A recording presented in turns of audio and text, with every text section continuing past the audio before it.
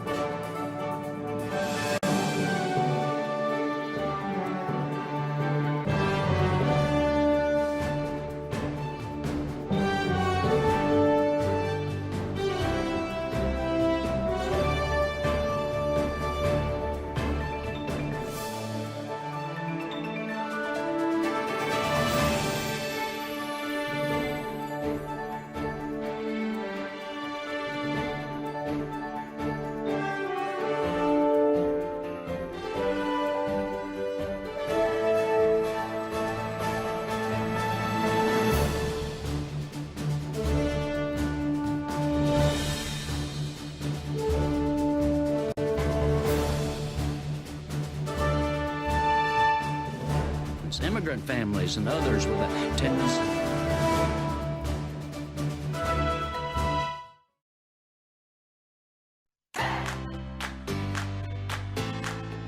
These companies support the Thom Hartmann Program. They are Gabi.com.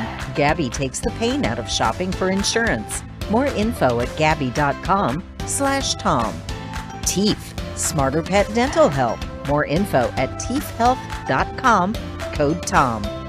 HelloFresh, delivering fresh ingredients and mouthwatering recipes. More info at hellofresh.com, code Tom. Bowl and Branch, crafted for the common good. More information at bowlandbranch.com, code Tom. ExpressVPN, the VPN that just works. More info at expressvpn.com/Tom. And CB Distillery, CBD for sleeping. More info at cbdistillery.com, code Tom.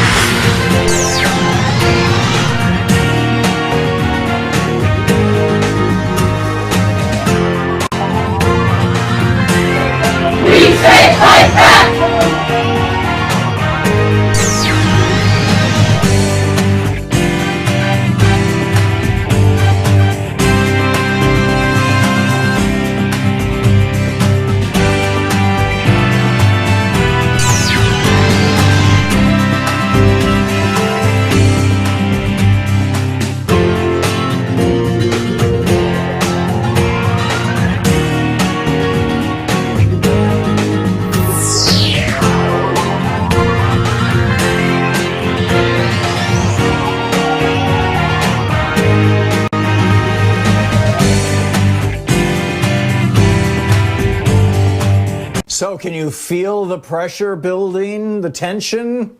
It's the last day before the last day of the last week of the Free Speech TV, was a spring fund drive. Really, it's like today and tomorrow, that's it. Please call now, 877-378-8669. If we can hit our goal, then we have an additional $10,000 that Howard in Royal Oaks, California is going to kick in. And, we need your help to get there. We very much need your help to get there. Free Speech TV is the little engine that could. It's this great television network that has been here for 2 decades and kind of hiding under the bushel. And it's time to let it out. Tell your friends about Free Speech TV. Spread the word about Free Speech TV. Publicize Free Speech TV and contribute to Free Speech TV. This television network is really doing the do. They're doing the hard work. They need your help. And, hitting that extra $10,000 will be a big deal, actually, for Free Speech TV that Howard has been so kind to toss in. And thank you, Howard, for that. It is, some of our funders who are capable of doing something like that have really helped tremendously. And, tip of the hat to you. That said, the widow's mite, as it were, the parable of the widow's mite, the woman who put 1 penny in the collection plate, and Jesus said she gets the greatest blessing of all because she had nothing. That's important too. The small contributions from people who are saying, okay, I can afford $5 a month. I can do that, but not any more than that. I'm sorry. There's no need to apologize for that. That is wonderful. $5 a month, $10 a month, $15 or $20 a month. Those kind of gifts are actually what sustains Free Speech TV. That's the foundation that this television network is built on. And frankly, it's the foundation that you find most of your nonprofit media, mostly public television, but also you've got community radio and TV stations around the country as well, that they're founded on, that they're built on. I got a fundraising appeal in an email this morning from one of the nonprofit radio stations that I'm on. I do fundraisers for them as well as for Free Speech TV. We're all in this boat, right? And this particular one, and the reason I'm sharing this with you, is they noted that over the last 18 months, their donations are down 70%. They're getting 30% of what they would normally get. Now, it hasn't been down that bad for Free Speech TV. I think we may have a more loyal, committed base. But that's what's happening right across the board. And it's happening to Free Speech TV, too. And the reason why, of course, I mean, it's fairly obvious. I've talked about it before. The last year or so, we were throwing everything we had, the kitchen sink and the last $5 and pulling out the cushions on the couch looking for change to try to get Donald Trump out of the White House and try to evict as many as possible of the crazed colleagues of his from their various elected positions. And that's going to continue, and it's going to start up again next year.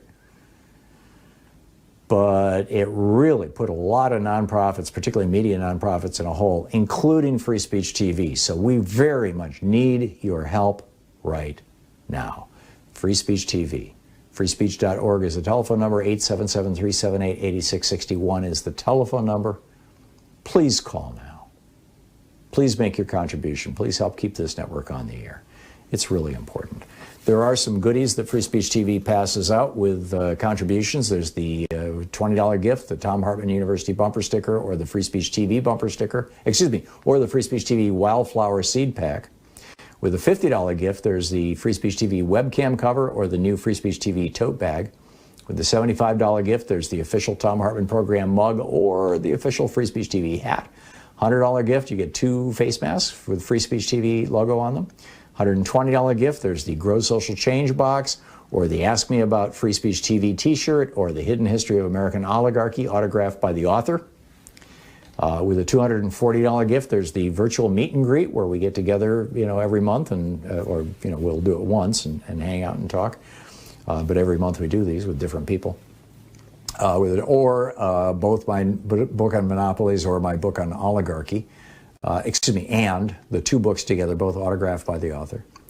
With a $360 gift, there's the Thom Hartmann University Spring Box with the TH bumper sticker, the Free Speech bumper sticker, the seeds, the herb garden, the tote bag, the hat, the Free Speech TV sunglasses, and an autographed copy of the Hidden History of Oligarchy.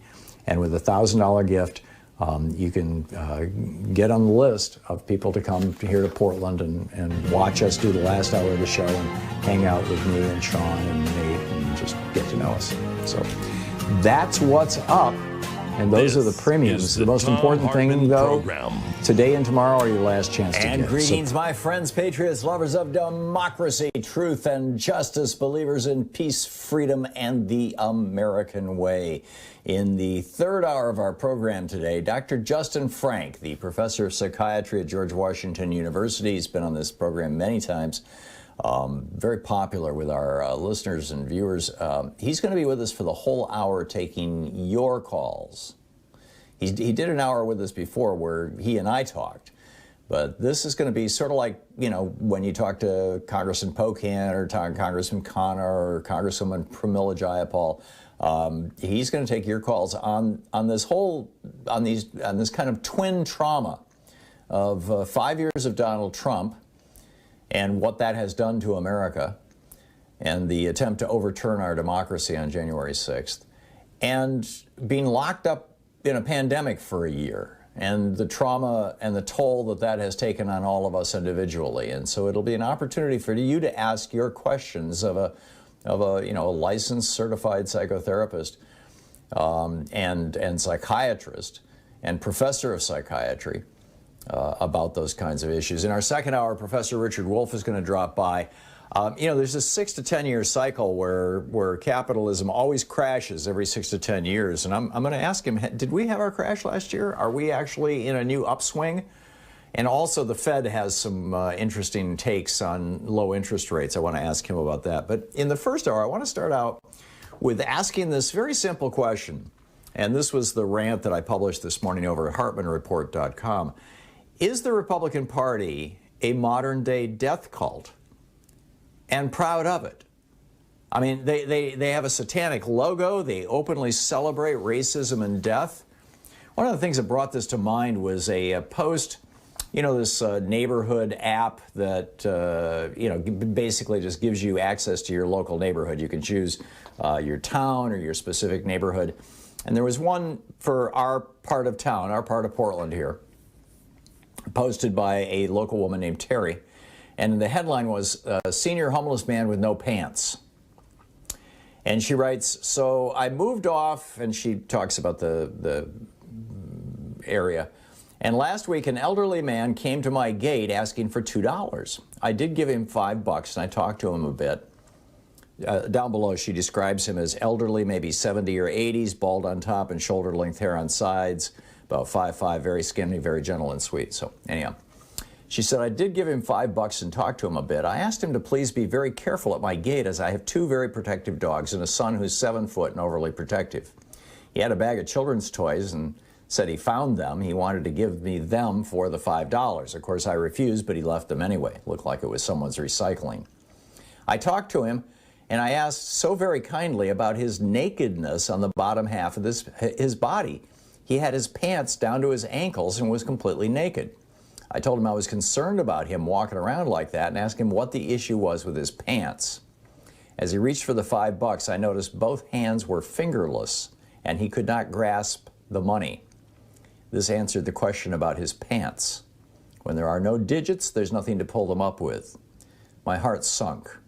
He started crying, and so did I. I asked what had happened to his hands, and through the tears he said frostbite. I ran inside to get him some pants that he maybe could pull up. No luck. He had left the toys and was gone just as quick as he was here.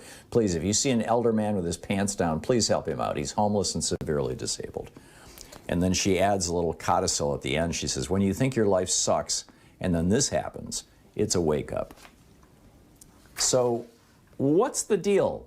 I mean, you know, Ronald Reagan closed the mental hospitals, gutted resources for homeless people, fought and Republicans ever since Reagan have fought every single effort to provide housing to the homeless in absolute defiance of Jesus' words in Matthew 25, or food to the hungry, or medicine to the sick.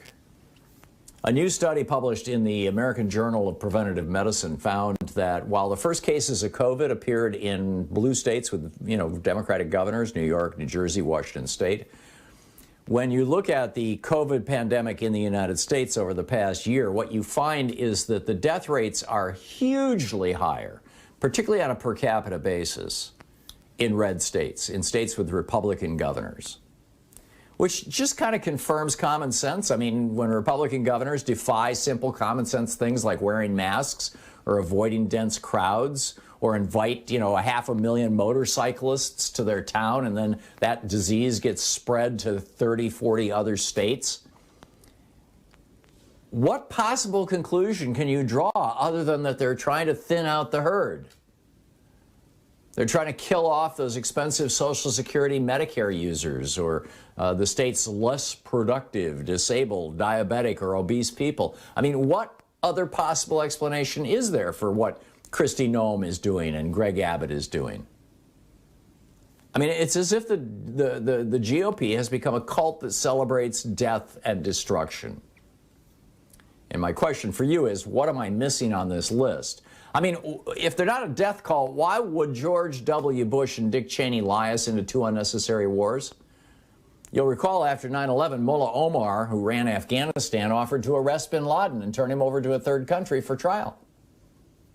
The Washington Post, October 29, 2001, quote, earlier this month, President Bush summarily rejected another Taliban offer to give up bin Laden to a neutral third country.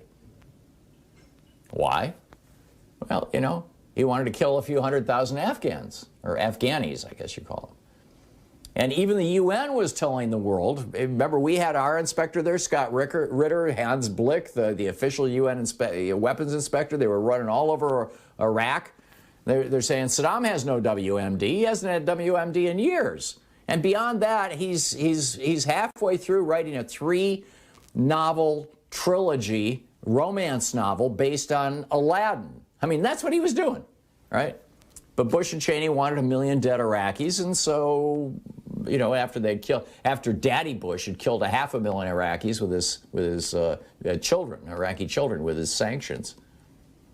Why would they do that? Why would the CIA sanction, why would the Republicans sanction, I mean, hell, even celebrate torturing innocent people to the point of death and then have the CIA destroy the evidence, the videotapes? They're a death cult.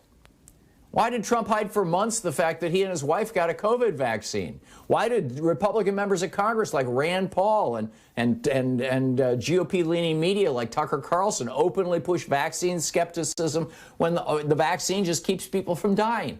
They're a death cult. Why did the Trump administration let kids die in their custody and in their cages? NBC News reports at least 7 children are known to have died in immigration custody last year after almost a decade in which no child died in the custody of U.S. Customs and Border Protection. Death cult. Why would they spend an entire decade trying to take away Americans' health care? Most red states haven't even expanded Medicaid yet, but the feds will pay for it. Why do they cut food stamps and aid to pregnant women down to the bone? Why would Mitch McConnell and his buddies go to the mat to try to stop you from getting $1,400? Going to families who are on the edge of homelessness. Death cult. Every 9 seconds in the United States, a woman is beaten by her domestic partner, and 3 women die every day in America at the hands of their partners. But 172 Republicans yesterday voted no to reauthorize the Violence Against Women Act. 12 Republican members of the House of Representatives said we're not going to give a congressional gold medal to the Capitol Police after one of their members died at the hands of a Republican mob. It's a death cult. They promote racist slurs like Kung Flu. And then when white men harass and kill Asian women, the Republicans, oh, it's an outlier. It's a death cult. I have more. I'll share with you on the other side of the break. I mean, this is, I can't come up with another explanation. Can you? I mean, am I missing something here? Is there some subtle thing that the Republicans are really all about that isn't just a death cult? This is the Thom Hartmann Program. Is it some third order subset of toxic masculinity or something? What's the deal here?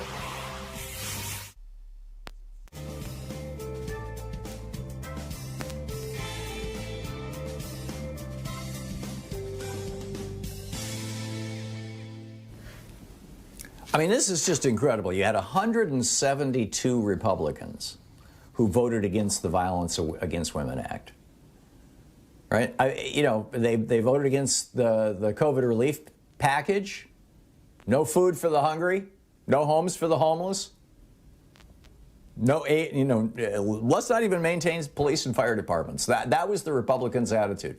100% of them. It's not like this is some weird Republican outlier. This is 100% of the Republicans in the U.S. House of Representatives and the United States Senate voted no. No $300 unemployment checks. No $1,400 get back on your feet after basically no money from the government for 6 months while Trump was in power. They all said no. No aid to public schools. Nothing. And then you'll recall 2 years ago, it's been 2 years since the Violence Against Women Act expired. It needs to be renewed because it had to be passed as part of a reconciliation package because the Republicans threatened a filibuster in the Senate. So it's only good for 10 years. And so it has to be renewed. And 2 years ago was when it was supposed to be renewed, and Donald Trump ran the White House, and Republicans ran the House and Senate, and they said, nope, ain't gonna happen.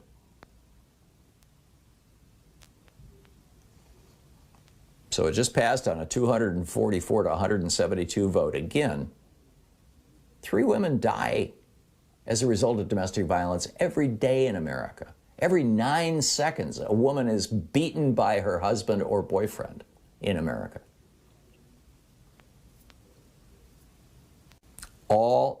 29 Republicans joined the Democrats. God bless them. It's probably about the same number as there are women in the Republican caucus, although I don't know. I don't have a list of who voted how and where, but 172 Republicans said, we don't need a law to protect women from violence. Really? Where does that kind of thinking come from? What kind of weird stuff is that? I mean, how do you even begin responding to something like that? It's just breathtaking. And then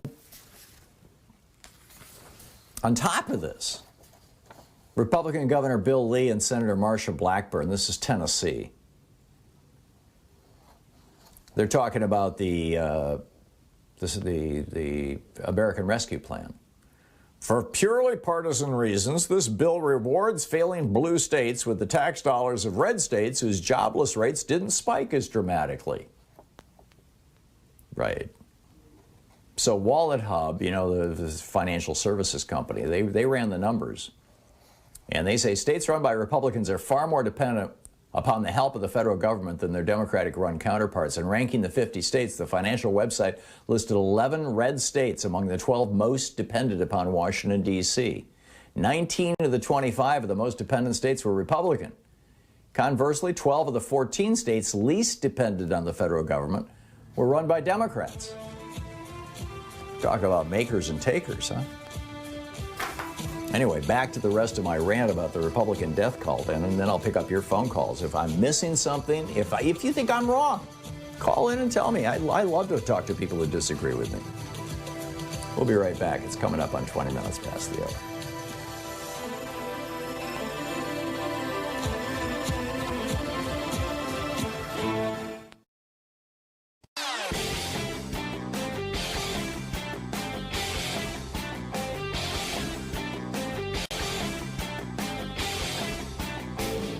Change starts with you. You can be calling your Democratic or Republican representatives to let them know what you think by calling 202-224-3121. It's the Capitol switchboard. It'll get you right through to them. We have a new video up over at thomhartmann.com about conspiracy theories. Abby Richards came up with a kind of a hierarchy of conspiracies, maybe a variation on the old Maslow hierarchy. And it goes from actual conspiracies to maybe this was a conspiracy, maybe not, we have questions, to this is kind of crazy stuff, but who knows, you know, flying saucers, for example, to actual science denial, conspiracy theories that actually serve to promote the interests of a particular industry or wealthy individuals, to the totally crazy stuff, the flat earth, the reptilian overlords and all that kind of thing, conspiracy theories that can do tremendous damage. And, you know, one of those being one of the conspiracy theories that, you know, brought two Republicans into Congress this year. So anyhow, I lay the whole thing out with a new video for our supporters over at thomhartmann.com.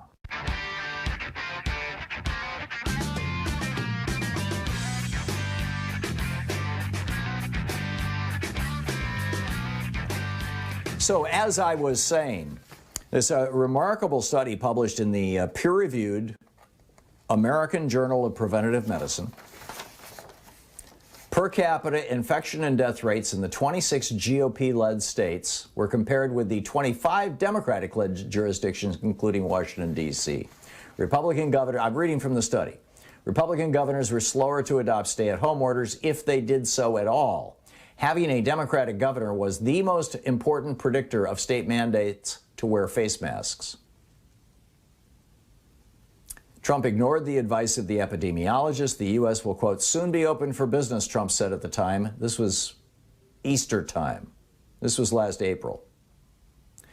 The study suggested that, quote, decisions by Republican governors in spring 2020 to retract policies such as the lifting of stay-at-home orders on April 28 in Georgia contributed to increased cases and deaths. Sarah Benjamin Nealon, a professor at Johns Hopkins and co-author of the paper, said, quote, that governor's party's affiliation may have contributed to a range of policy decisions that together influenced the spread of the virus. These studies underscore the need for state policy actions that are guided by public health considerations rather than partisan politics. Well, it raises the question, why would Republicans want more people to die of COVID? Death cult. Similarly, a study published in Nature Well, this is another one. This was a study, the first one, published in Social Psychiatry and Psychiatric Epidemiology. It's a magazine, a peer-reviewed scientific journal. Suicide rates are higher in Republican states, in American states with Republicans in charge. Period, full stop. Suicide rates are higher in red states. So then you look at another study that was published in Nature, looking at nearly a century of suicide statistics in the UK and Australia, and they found, and I'm quoting, in total there were 35,000 extra suicides under the Conservatives, 1 for every day of the century, or 2 for every day that the Conservatives ran the country. Why? Why is it the suicides go up when Conservatives are in charge? It's a death cult.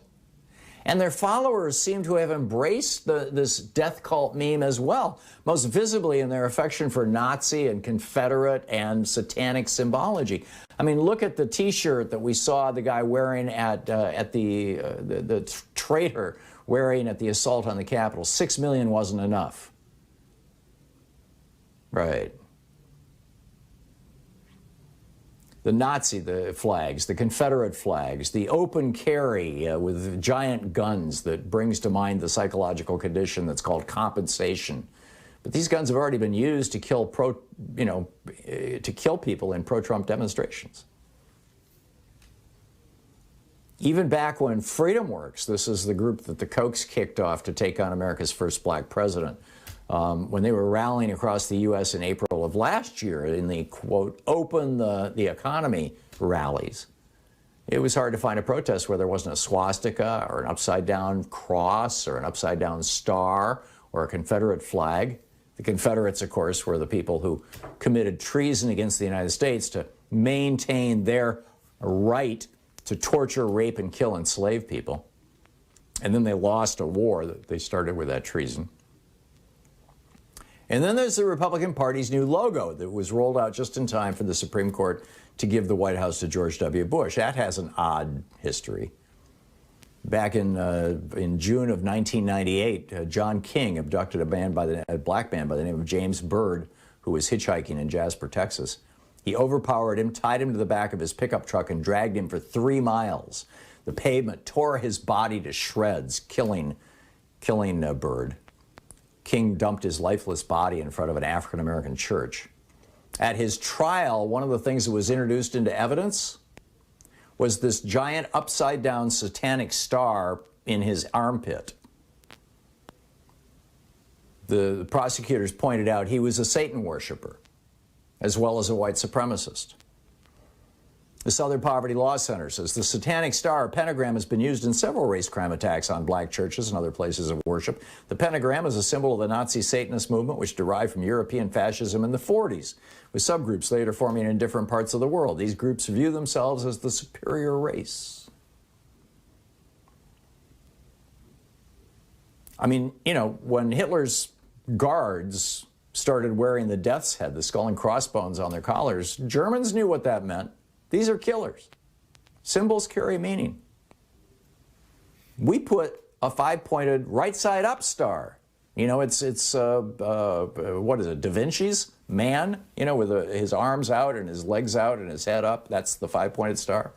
That's what we put on our flag, but the Republicans flipped it upside down to turn it into the satanic star. It's the logo of the satanic temple, for God's sake. Yes, I get it. The satanic temple is sort of tongue-in-cheek to prove the absurdity of some religions, but nonetheless, they're using actual satanic symbols.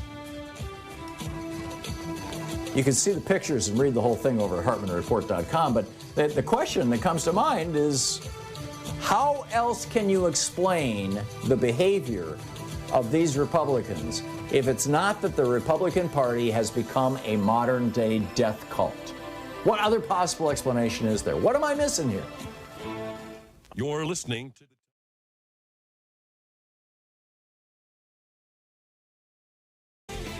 Why is it that they don't even want low-income pregnant women to have food, for God's sake?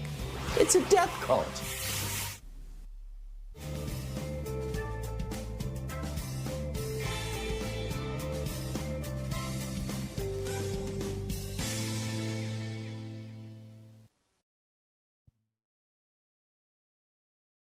So can you feel the pressure building, the tension? It's the last day before the last day of the last week of the Free Speech TV was a spring fund drive. Really, it's like today and tomorrow. That's it. Please call now. 877-378-8669. If we can hit our goal, then we have an additional $10,000 that Howard in Royal Oaks, California is going to kick in. And, we need your help to get there. We very much need your help to get there. Free Speech TV is the little engine that could. It's this great television network that has been here for 2 decades and kind of hiding under the bushel. And it's time to let it out. Tell your friends about Free Speech TV. Spread the word about Free Speech TV. Publicize Free Speech TV and contribute to Free Speech TV. This television network is really doing the do. They're doing the hard work. They need your help. And, hitting that extra $10,000 will be a big deal, actually, for Free Speech TV that Howard has been so kind to toss in. And thank you, Howard, for that. It is, some of our funders who are capable of doing something like that have really helped tremendously. And, tip of the hat to you. That said, the widow's mite, as it were, the parable of the widow's mite, the woman who put 1 penny in the collection plate, and Jesus said she gets the greatest blessing of all because she had nothing. That's important too. The small contributions from people who are saying, okay, I can afford $5 a month. I can do that, but not any more than that. I'm sorry. There's and there's no need to apologize for that. That is wonderful. $5 a month, $10 a month, $15 or $20 a month. Those kind of gifts are actually what sustains Free Speech TV. That's the foundation that this television network is built on. And frankly, it's the foundation that you find most of your nonprofit media, mostly public television, but also you've got community radio and TV stations around the country as well, that they're founded on, that they're built on. I got a fundraising appeal in email this morning from one of the radio stations, one of the nonprofit radio stations that I'm on. I do fundraisers for them as well as for Free Speech TV. We're all in this boat, right? And this particular one, and the reason I'm sharing this with you, is they noted that over the last 18 months, their donations are down 70%. They're getting 30% of what they would normally get. Now, it hasn't been down that bad for Free Speech TV. I think we may have a more loyal, committed base. But that's what's happening right across the board. And it's happening to Free Speech TV, too. And the reason why, of course, it's fairly obvious. I've talked about it before. The last year or so, we were throwing everything we had, the kitchen sink and the last $5 and pulling out the cushions on the couch looking for change to try to get Donald Trump out of the White House and try to evict as many as possible of the crazed colleagues of his from their various elected positions. And that's going to continue, and it's going to start up again next year. But it really put a lot of nonprofits, particularly media nonprofits, in a hole, including Free Speech TV. So we very much need your help right now. Free Speech TV. Freespeech.org is the telephone number. 877-378-8661 is the telephone number. Please call now. Please make your contribution. Please help keep this network on the air. It's really important. There are some goodies that Free Speech TV passes out with contributions. There's the $20 gift, the Thom Hartmann University bumper sticker, or the Free Speech TV bumper sticker, or the Free Speech TV Wildflower Seed Pack. With a $50 gift, there's the Free Speech TV webcam cover or the new Free Speech TV tote bag. With the $75 gift, there's the official Thom Hartmann Program mug or the official Free Speech TV hat. $100 gift, you get 2 face masks with Free Speech TV logo on them. $120 gift, there's the Grow Social Change box or the Ask Me About Free Speech TV t-shirt or the Hidden History of American Oligarchy autographed by the author. With a $240 gift, there's the virtual meet and greet where we get together, every month and, we'll do it once and hang out and talk. But every month we do these with different people. both my book on monopolies or my book on oligarchy, and the two books together, both autographed by the author. With a $360 gift, there's the Thom Hartmann University Spring Box with the TH bumper sticker, the Free Speech bumper sticker, the seeds, the herb garden, the tote bag, the hat, the Free Speech TV sunglasses, and an autographed copy of The Hidden History of Oligarchy. And with a $1,000 gift, you can get on the list of people to come here to Portland and watch us do the last hour of the show and hang out with me and Sean and Nate and just get to know us. So that's what's up, and those are the premiums. The most important thing, though, today and tomorrow are your last chance to give. So please do so now. Please become part of this family. 877-378-8669 is the telephone number. You can call it right now. Thanks so much for your support for Free Speech TV. It's a really good.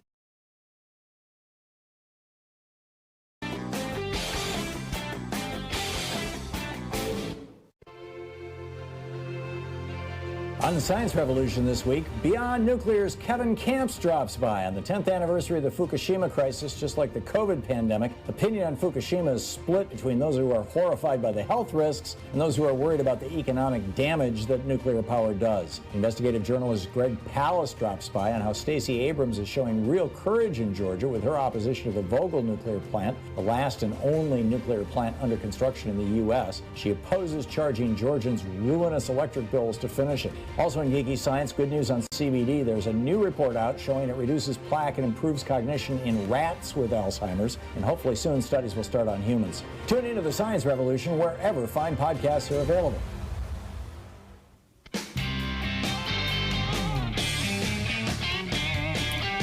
Welcome back. Thom Hartmann here with you. So, last night when Louise and I were kicking this around as a topic for the first hour here today and also for our post over at HartmannReport.com, my first question is this too far over the top? I mean, to literally say that an entire political party in the United States has become a death cult. Not just that they have some weird people who are sadists among them or something like that, but, is this now like the core of this party? Over on Twitter, I posted my piece this morning, and one person, I'm not going to call out their names, I don't know if they would want that to happen or not, but one person says, a logical conclusion of decades of deadly policy, the guarantors of pain cult attracts sadists to its ranks. Misanthropic to the core, the army they have risen is deadlier than any enemy in our history. The body count tells no lies. This vehicle of evil serves one master, greed. So is greed what's behind the Republican death cult? Well, another person responds saying, could greed be the means to an end? The source of power over so many sadists can get what they really want, pleasure from causing suffering. The problem is the addiction like this kills the addict. And then the person who posted that initial response to my post says, I've been torn between which is the ultimate end, greed versus sadism. It's a chicken or egg question. I'm leaning toward your hypothesis, though. Greed requires a level of sadism, but I'm not sure the sadism requires greed. Green Sea is more like the vehicle. Thank you for your thoughts. Well, that's an interesting one. I honestly don't know the answer here, but I think that it's all of the above. Nancy in Elkhart, Indiana. Hey, Nancy, what's on your mind today? What do you think? Well, I heard your subject, and mine is really kind of off subject, but the same kind of reason. I don't think people ask these Republicans to give a reason outright. We had, and this just has to do with giving a reason. We had a League of Women Voters Zoom meeting yesterday, and we had a state senator from Indiana who we were speaking with, and we felt like we were being too nice to her. Finally, one of our members just simply said, can you tell us just one thing, just something simple, like why don't you approve of mail-in voting? Nothing to do with cult. And she said, and I'm telling you the truth, the answer that she gave was, well, the standing in the long lines, you know what? We don't get to see our people and mingle with them as a family. And you're kidding. We all just were very silent for a minute, and we said, You mean all that terrible thing about those people standing in those long lines and they're waiting and getting, just really hurting themselves. And, her answer just was a simple, stupid answer. And now think about this is to teach us to be more sociable? Terrible things. They don't give answers. Yeah, yeah. Well, that's because, I don't think she wants to say, well, we're a death cult. Yes, but I mean for anything. But I don't think anymore. Nobody gets to talk to these people. And remember in the old days when they had good old debates. Yeah. But I don't think anybody asks these people. I mean, we don't get a chance to. We don't meet with people, right. And so that's basically my thought is, if somebody could actually go up, or if we could just meet with these people, they don't go, these people in federal. We don't have anybody saying, okay, now you tell me. And, we just don't have it. And even the Democrats don't have a chance to sit there and go back and forth. And it's really, they look like exactly what you said. But if somebody made them give a reason why they're voting. So I think, I think you got it right on the head. I would love to ask Kristi Noem, the governor of, I think it's South Dakota. I mix up the Dakotas, my apologies. But I would like to ask her, why is it that you invited 700,000 motorcyclists to your state in the middle of the worst pandemic in 100 years, knowing that they would then not only spread the disease throughout your own state and kill thousands of your own citizens, but then take that out? We've identified now 36 or 37 states, I think, that have had significant outbreaks leading to deaths as a consequence of that one motorcycle rally. Why would you do that if your goal wasn't just to kill people? Do you think they have answers? I don't think they can answer the question beyond, we wanted to kill people. And then the question becomes, well, why do you want to kill people? Well, because Donald Trump told us to. Well, we know Donald Trump is a sadist. He revels in death and destruction. But, does that mean that everybody, this like my dad used to say, when I'd say, well, everybody's doing it. And he'd say, well, if everybody was going off the cliff like a lemming, would you? And are they jumping off the roof, would you? Yeah, exactly. Yeah, so I think what you're doing. Yeah, thank you, Nancy. I got to move along. Thank you for the call. John in Kansas City, Missouri. Hey, John, what's up? Oh, good morning, Tom. I'm going to get straight to the point because I'm calling about the same thing again. And from your opening, it is all about greed. It is everything with the Republican Party comes down to one thing: money for the few. Now, this COVID-19 that's just been released, I think I spoke this to you about last week, that the Republican governors from these states that you listed as the poorest wants to sue Janet Yellen so they can give tax breaks to the wealthy corporations in their state. They don't care about the people in their state that are suffering. They never have cared about the poor people in their state that are suffering. And this is why I'm saying this ties in with like I said, the 12 or poor red states.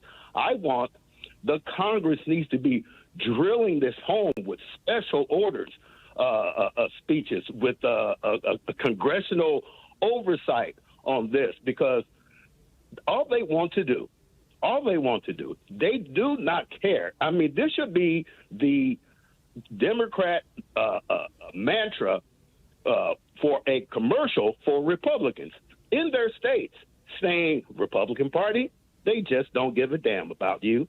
And just leave it at that and drill it home. Yeah, because that's the case. I mean, the American Rescue Plan has, I think it's $300 billion. It's going to the states, localities, and counties. And the one caveat, the one string that is attached to that is that state officials may not use that money for tax breaks for rich people and big corporations. They have to actually spend that money on improving their fire departments, their public schools, their police departments, their roads, catching up on the stuff that catching up on the stuff that's been neglected for the last year. And you've got, my recollection is it was 19 Republican state attorneys general, it might be more than that now, who are suing and threatening to take this to the Supreme Court, saying, you can't limit how we spend that money. We want to give it to rich people instead of using it to help people in our states. And damn it, that's wrong. That's unconstitutional. You're absolutely right, John, and it's insane. Thank you very much for that. Zach in North Hollywood, California. Hey, Zach, your thoughts? Good morning, Tom. You're right. It is a death cult. ever since the white Europeans came to these shores 400 years ago, they've gotten everything they've gained by killing. To a large extent, that's true. Killing equals riches. There's a direct connection. Killing equals riches. And there's this unspoken meme floating around in the back of all their heads that the more people they kill, the less people coming after the riches. Yeah. It may be, or it could just be that it's, as the person on Twitter suggested, it's just good old-fashioned greed, and if rich Republicans don't want their taxes to go up, that means that they've got to make sure the tax money is not used to help homeless people, or not used for health care services, or not used to make sure that the fire department has the latest equipment. A lot of wealthy communities in the United States have their own fire departments. So it could be that too. I mean, we've come a long way, but it's still slavery light. Yeah, I get it. Zach, thank you for that. Brad in Prattville, Alabama. Hey, Brad, what's up? So one of the things that I think, the GOP cannot just come out and say that, hey, we want more money for rich people. We want to install a fascist state. They have to grab people in. And like you said before, they grabbed the evangelical vote in 40-some-odd years ago. A lot of evangelicals have this belief that in the end times there's going to be massive war, there's going to be rumors of war, plague, famine, so on. And I almost feel like they're trying to have a self-fulfilled self-fulfilled prophecy. Oh, wow.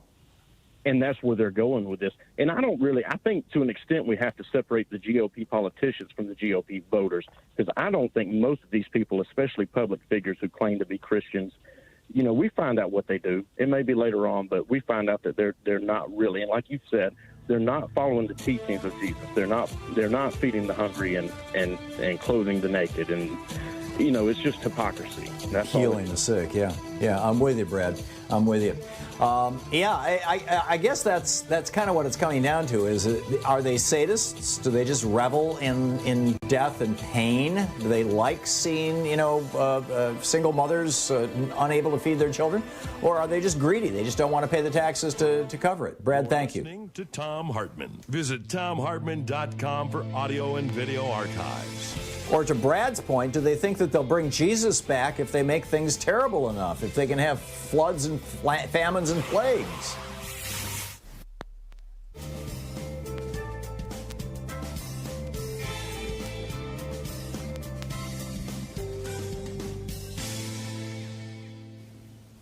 And welcome back. Stephanie in Bakersfield, California. Hey, Stephanie, thanks for listening to KPFK. What's up?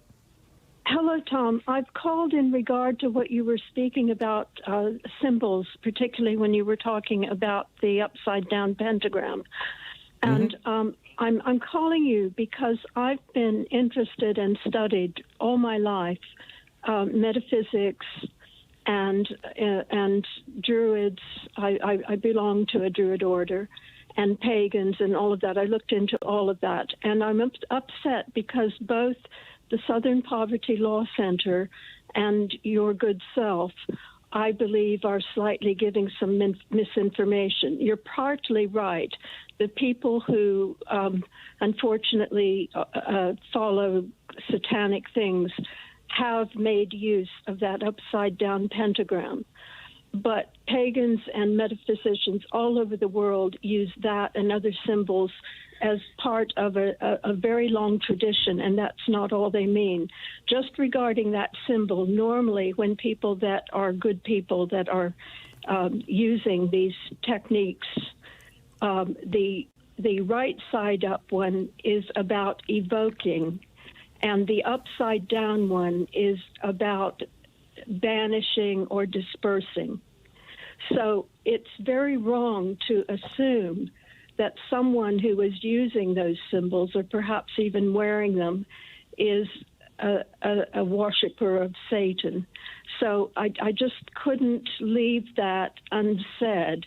There's more to the picture than meets the eye, and I'm also going to contact the Southern Poverty Law Center and contribute that information to them for whatever they feel it's worth. Stephanie, I completely agree with you, and this is widely known, by the way. In fact, if you look at the pentagram page on Wikipedia, and there's references to this at the Southern Poverty Law Center's website as well, that there are people who use this for reasonable purposes. But the question I would put to you is, do you really believe that the senior leadership of the Republican Party put an upside-down star on their logo because they're Wiccans? Absolutely not. I absolutely agree with you about the death cult stuff. And I think, thank you for saying it so much and so much of it today. And please keep doing it, because I absolutely am with you on that. It's just that I want to speak up for the use of symbols and not rush too quickly into making assumptions. I think people need to be very careful. I'm completely with you on that. You know, the Nazi cross, or whatever you want to call that, the Nazi logo, the swastika, is actually an ancient Buddhist symbol, you know, that has a very positive meaning to Buddhists. And you see it on old temples. And Hindus as well. And Buddhism came out of Hinduism. And you see this on old temples in Cambodia. I've seen it in Cambodia and in Thailand on old temples. But that doesn't mean that if one of the Proud Boys walking down the street is wearing a swastika, that he's a Buddhist. You know, that's not why he made that choice. Absolutely. And I'm just concerned that some innocent pagan is going to be walking down the street and be tarred with the same brush as a Proud Boy. Well, I'm guessing that won't be their only symbol, but I understand your concern, Stephanie, and I'm not being dismissive of it at all. But again, my question is, why did the Republican Party, why did these straight white Christian Republican men choose this? And in my mind, there's only one answer. Stephanie, thank you for the call.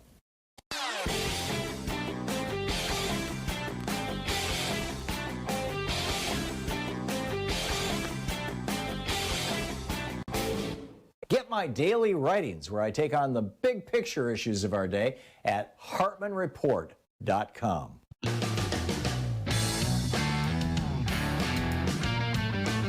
Welcome back. Thom Hartmann here with you, and John in Los Angeles. Hey, John, what's up?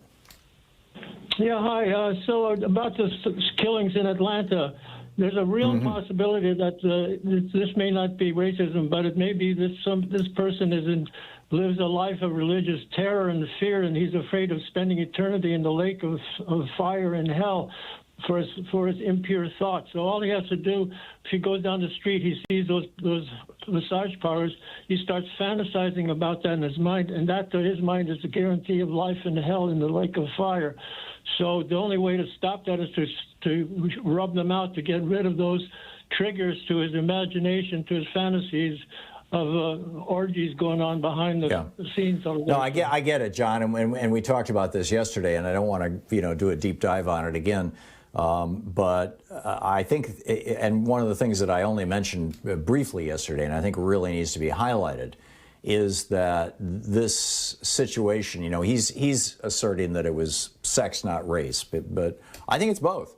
And I think that the fetishizing of Asian women by white men as sexual objects and as, you know, subservient, perfect wife kind of, you know, in their bizarre mind, it plays into all this. And the violence against Asian Americans and Pacific Islanders over the last few years, particularly the last year since Donald Trump started his war on Asian Americans with his Kung Flu stuff and all this stuff, I think it's all part of it. And I think it's part of the Republican death cult, frankly. You know, he's just encouraging death. Ray in Toronto, Canada. Hey, Ray, what's up? Hi. So I'll preface with what I'm going to say with, I make the assumption that every human on the planet has a soul. I think there's a couple types of different souls. I think you have mature souls, and I think you have immature souls. Immature souls, think of them like children. And I think a lot of immature souls end up in positions that they want to be in positions of power. They're not really interested in helping others. You and I know a lot of people who are just good people. They want to help you. They want to do whatever they can for you. From what I've seen in the government, it's lacking. I mean, you're right. The United States is the only country in all of the countries that are industrialized that don't have public medicine. I mean, the government just doesn't want to help people, and I think that's because of the Republican Party. I have good news, though. I think some mature souls have snuck into the Democrats. Biden, for example, I think he really wants to help people. You compare Biden with Trump, and it's just night and day. Yeah, and it truly is. That's my theory as to why. And the United States doesn't have a monopoly on immature souls. They're all over the world. If I owned a company and was personally worth $200 billion, every one of my employees would be a millionaire because I don't need that much money. Yeah, and Jeff Bezos is fighting the unions. He's absolutely fighting the unions. Ray, I need to move along, but thank you. Your point was very, very well made. Steve in Pittsburgh, Pennsylvania. Hey, Steve, what's up? Hi, and it's Steva. And Steva. I'm sorry. Thanks. That's okay. I was actually calling.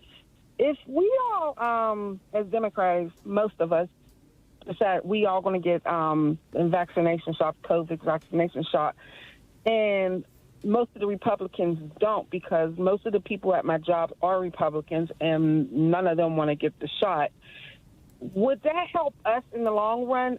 So if they don't want the shot, they continue to get COVID. We won't, right? Yeah. Keep in mind, only about half of people who get COVID show any symptoms at all, and only about 4 or 5% of people who get COVID get really sick. But continue.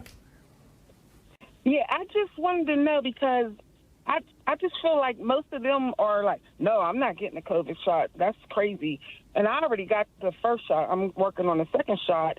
And I'm still worried, like, am I going to get COVID from them or can they pass it on to me if they don't get the shot?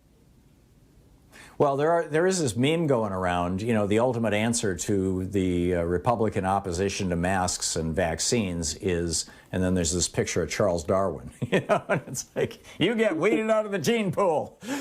So it may well be, Steva, it may well be. Thank you very much for the call. James in Salinas, California. Hey, James. Hey, Tom. Hey, I was thinking that one of the reasons that the Republican governors are trying to spread this virus is they're using it as a form of voter suppression because they know that people of color will become infected and die at higher rates than their white counterparts. You know, I think there might have been that thinking to it, and you know, I wrote an op-ed about this and ranted about this at some length on this program some months ago, that April 7th, as I recall, April 7th was the day that all the newspapers reported this massive study showing that black people were more likely to die of COVID than white people in the United States. And this is the result of, you know, 400 years of racism and slavery and everything else, and lack of access to health care and lack of access to wealth and lack of access to you know, all kinds of stuff, plus being frontline workers more frequently. But that was the point. That week, the following week after April 7th, was the week that all of a sudden FreedomWorks starts their, you know, Reopen America campaign. Rush Limbaugh starts saying, oh, this is no big deal, after being very concerned about it. Donald Trump starts saying, you know, like a miracle is just going to go away. We need to reopen the country, et cetera, et cetera, et cetera. And, you know, I think that at that point in time, they thought that maybe not necessarily some genocidal, let's kill as many as we can, but certainly the blue state governors will take the blame for it, and it's mostly black people who are dying, so what the hell? I believe that, James, and like I said, I've said it several times, and I've said it in writing. So, you know, that's my take. That's where I stand. We'll be back with Richard Wolff, Professor Richard Wolff, the economist, about, you know, what's up with our economy right now. Stick around. You're listening to Thom Hartmann.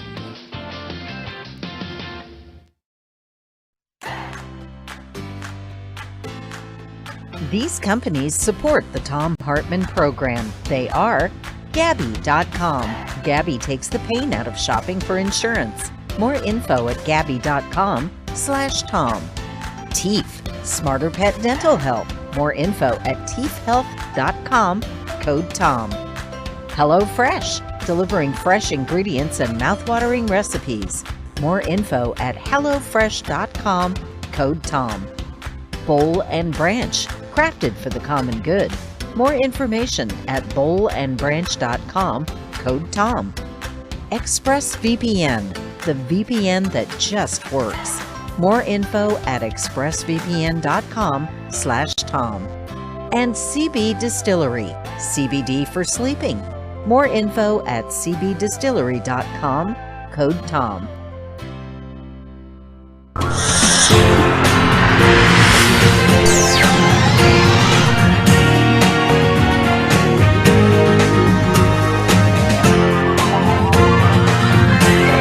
We say fight back!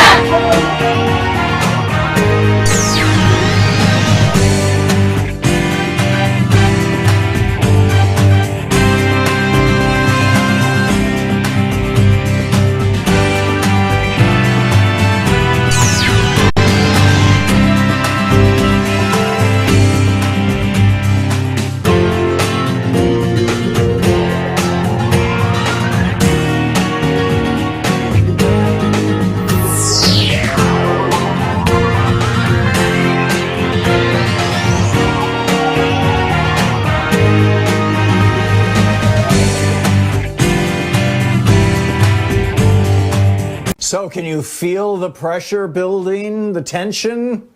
It's the last day before the last day of the last week of the Free Speech TV was a spring fund drive. Really, it's like today and tomorrow. That's it. Please call now. 877-378-8669. If we can hit our goal, then we have an additional $10,000 that Howard in Royal Oaks, California is going to kick in. And, we need your help to get there.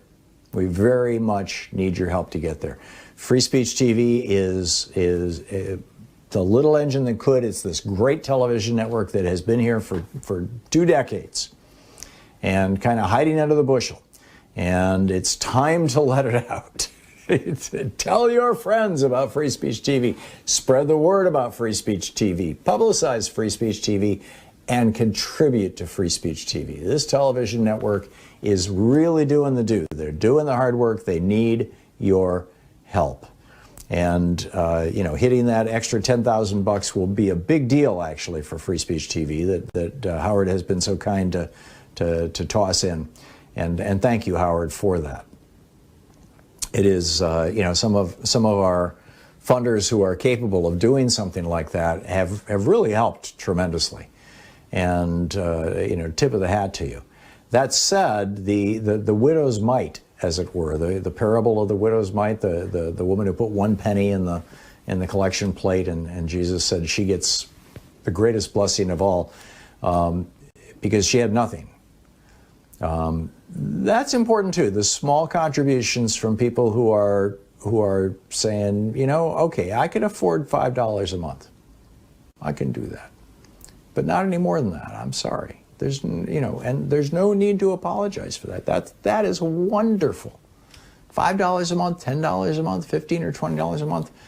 Those kind of gifts are actually what sustains Free Speech TV. That's the foundation that this television network is built on. And frankly, it's the foundation that you find most of your nonprofit media, mostly public television, but also you've got community radio and TV stations around the country as well, that they're founded on, that they're built on. I got a fundraising appeal in an email this morning from one of the radio stations, one of the nonprofit radio stations that I'm on. I do fundraisers for them as well as for Free Speech TV. We're all in this boat, right?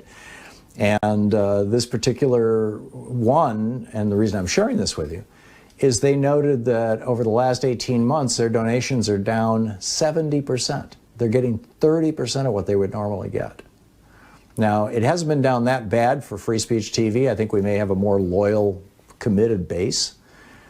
But that's what's happening right across the board. And it's happening to Free Speech TV, too. And the reason why, of course, I mean, it's fairly obvious. I've talked about it before. The last year or so, we were throwing everything we had, the kitchen sink and the last $5 and pulling out the cushions on the couch looking for change to try to get Donald Trump out of the White House and try to evict as many as possible of the crazed colleagues of his from their various elected positions. And that's going to continue, and it's going to start up again next year.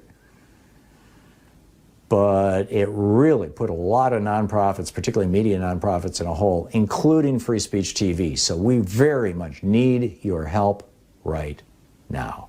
Free Speech TV. Freespeech.org is the telephone number. 877-378-8661 is the telephone number. Please call now. Please make your contribution. Please help keep this network on the air. It's really important. There are some goodies that Free Speech TV passes out with contributions. There's the $20 gift, the Thom Hartmann University bumper sticker, or the Free Speech TV bumper sticker, or the Free Speech TV Wildflower Seed Pack. With a $50 gift, there's the Free Speech TV webcam cover or the new Free Speech TV tote bag. With the $75 gift, there's the official Thom Hartmann Program mug or the official Free Speech TV hat. $100 gift, you get 2 face masks with Free Speech TV logo on them. $120 gift, there's the Grow Social Change box, or the Ask Me About Free Speech TV t-shirt, or the Hidden History of American Oligarchy autographed by the author. With a $240 gift, there's the virtual meet and greet where we get together, every month, and we'll do it once and hang out and talk. But every month we do these with different people. Both my book on monopolies or my book on oligarchy. And the 2 books together, both autographed by the author. With a $360 gift, there's the Thom Hartmann University Spring Box with the TH bumper sticker, the Free Speech bumper sticker, the seeds, the herb garden, the tote bag, the hat, the Free Speech TV sunglasses, and an autographed copy of the Hidden History of Oligarchy.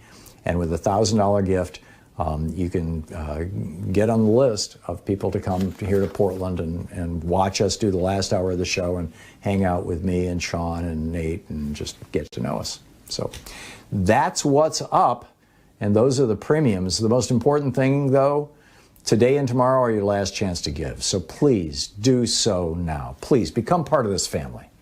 877-378-8669 is the telephone number. You can call it right now. Thanks so much for your support for Free Speech TV. It's a really good of democracy, freedom, and human rights around the world had, according to Trump, virtually devastated the country. Treason and Betrayal is the book.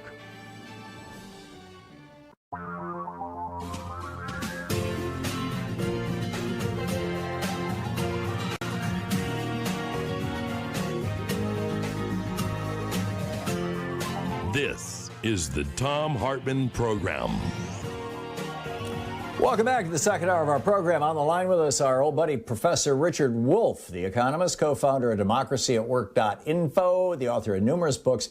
His most recent, The Sickness is the System, When Capitalism Fails to Save Us from Pandemics or Itself, also available now as an ebook over at his websites, democracyatwork.info and rdwolff with 2fs.com. You can tweet him at Prof Wolff, PROFWOLFF.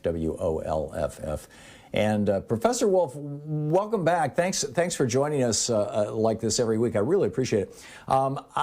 You have talked before about how capitalism always goes in these basically 6 to 10 year cycles of boom and bust. You have 5, 6, 7, 8, 9, 10 years of relatively steady expansion, and then you have a recession. You have a collapse, and it kind of gathers itself back together, sheds whatever bizarre excesses may have accumulated, and then starts all over again.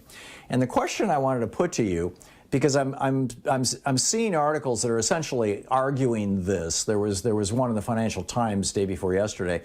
The argument goes, yes, the stock market is going to, and the economy for that matter, is going to continue to grow over the next 4 or 5 years because we just had our recession. It was last year, it was 2020.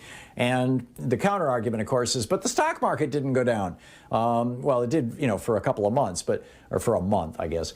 But then the counter argument to that is, yeah, the stock market didn't go down, but all that wild excess of capitalism in other markets, labor markets and everything else, that all got flushed out. And so we're starting a new upswing. What say you? Well, let's go back to the premise. Every 6 to 10 years, actually, the National Bureau of Economic Research, which is sort of the timekeeper officially that we in the economics profession go to, uses the number 4 to 7. But remember, that's an average. It's understood that sometimes the cycle will last longer, like your 6 to 10 years.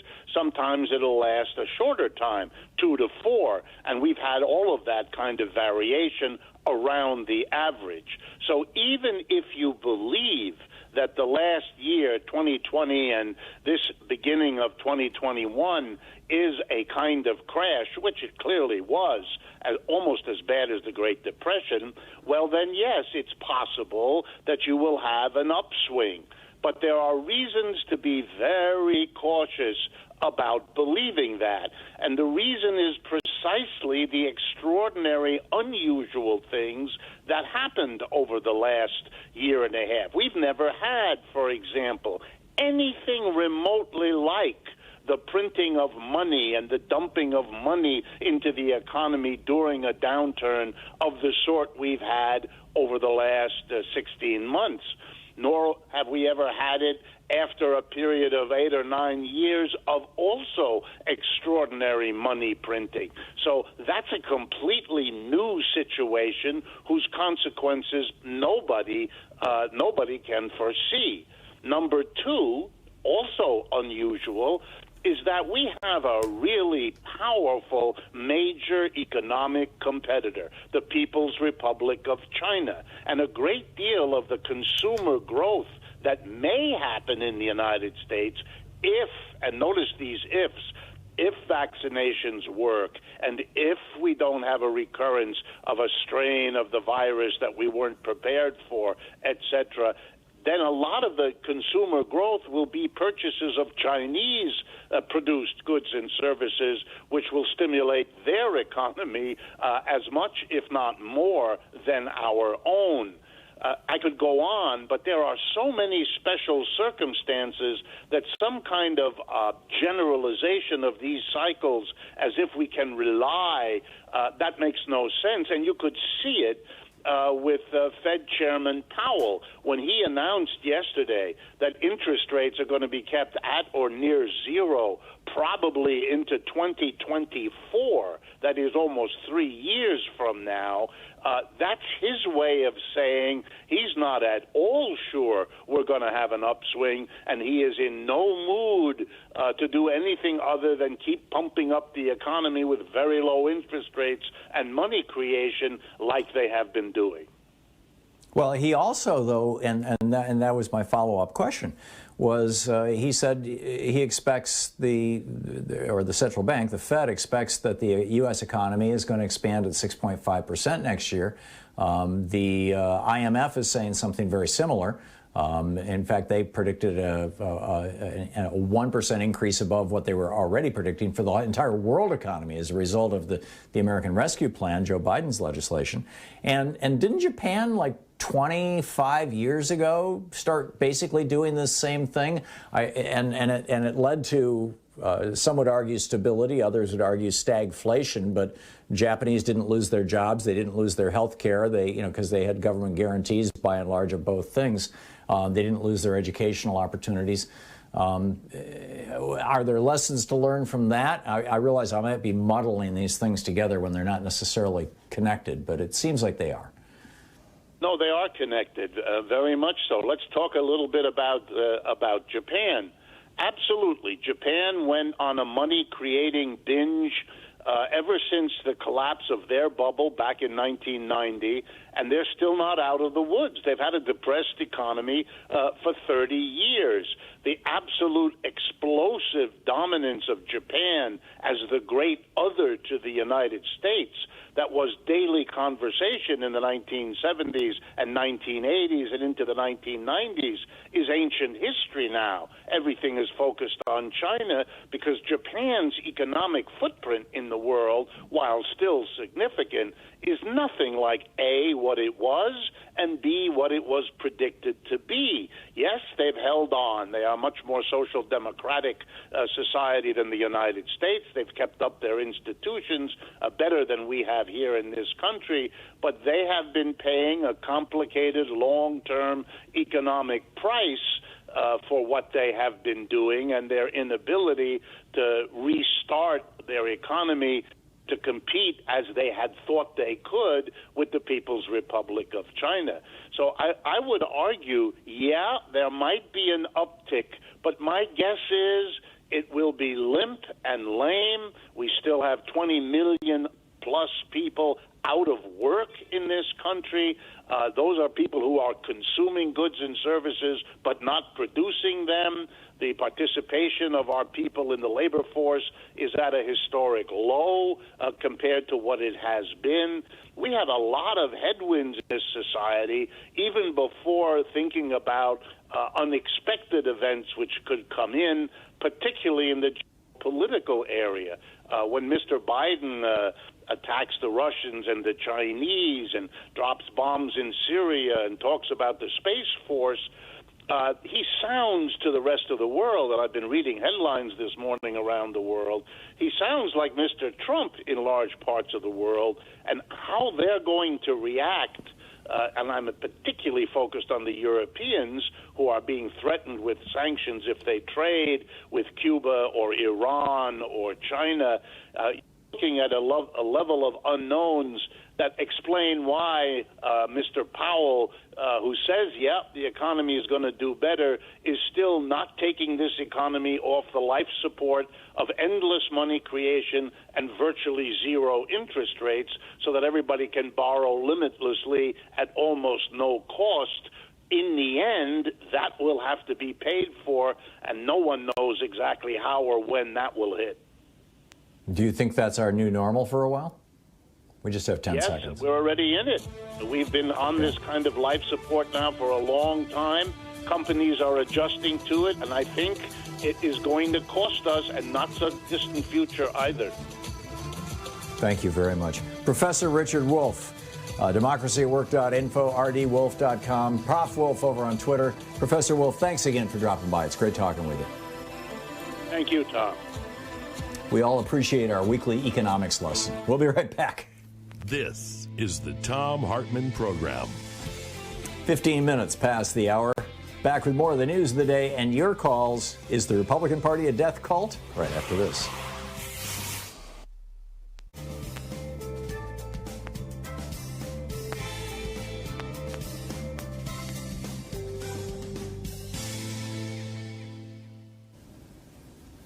And welcome back.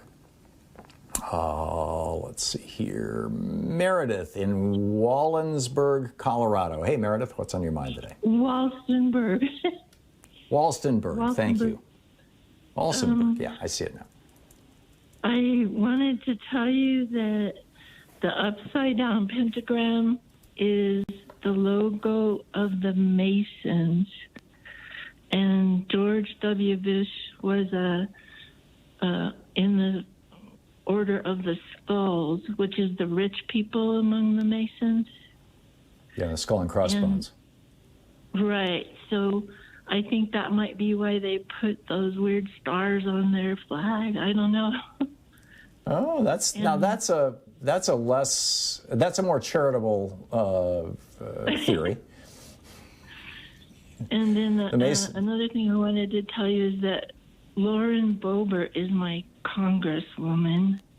Oh my! And we're gonna try and get rid of her if we can the next cycle, but electoral. Yes. That our district has been horrifyingly gerrymandered, and hopefully we'll be able to reverse that sometime soon. And then well, that's why we need HR 1. It undoes gerrymanders, or it prevents future gerrymanders, basically. Oh, that would be wonderful. And we're supposed to do it statewide pretty soon. We'll see what happens. And I wanted to tell you that she voted against the women, against the act for violence against women. I think that's because it has a provision that says that men who have a history of abusing their wives no longer qualify to buy guns, and she's all about guns. That's her one thing. Oh, yeah, but she said it was because of abortion. She didn't want women to have any power to stop abortion. Really? She said. She's a woman. I know. It's really disgusting. Yeah, it really is. And frankly sad. Amazing. Thank you very much for the call, Meredith. Good to hear from you. John in Langley, Washington. Hey, John, what's on your mind? Good day, sir. I partly disagree with you. Yes, I believe the Republican Party is a death cult, but they are just the extreme of the death cult. And Professor Wolff actually made my point for me. Biden with $200 million for new nuclear weapons. My own Representative Rick Larson passed a bill a while back to make sure that we couldn't take our troops out of South Korea. Human nature is basically at war with itself. Has been forever, and we at times when we have cornered animals like the Republican Party, they just put it out in spades. They just show it. It just comes out, and then people focus on them, and it takes the focus away from things like not taking care of our own people, the genocides we've perpetrated on the blacks, the browns, the Indians, and the United States is essentially the biggest death cult right now because we were the strongest nation. We became the top of the heap. We were the ones that could exert our will on all the other people of the world. So the United States is the true death cult, and the rest of the world knows it. And that's exactly what Professor Wolff told us. And it's sad. I can't. But it's human nature. I can't entirely disagree with that, John. I cannot entirely disagree with that. I think that there are comparisons to be made, but yeah, your point is well made. Thank you.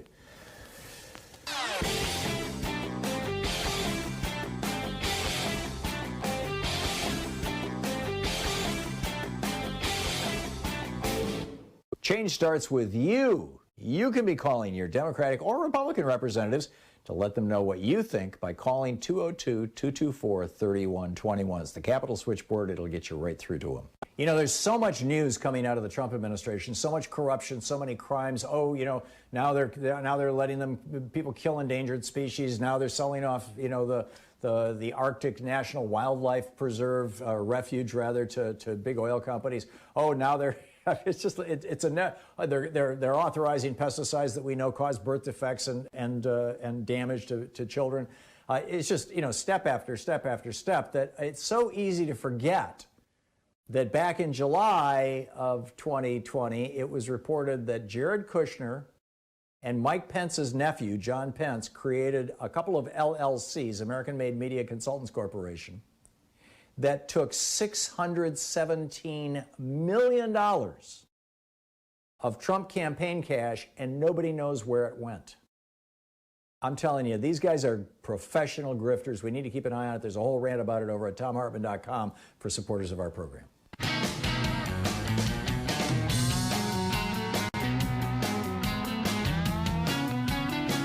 And welcome back. Thom Hartmann here with you. Socializing losses, privatizing gains. This caught my eye. This is from the New York Times Deal Book. Andrew Ross Sorkin writes this kind of daily newsletter that I subscribe to on the New York Times. He notes major U.S. airlines have received more than $50 billion in grants in multiple rounds of taxpayer-funded bailouts during the pandemic, which saved 75,000 jobs. But just think about this for a minute, okay? Louise and I were talking with a friend of ours in the UK last week, and I was like, you know, how's the UK dealing with this stuff?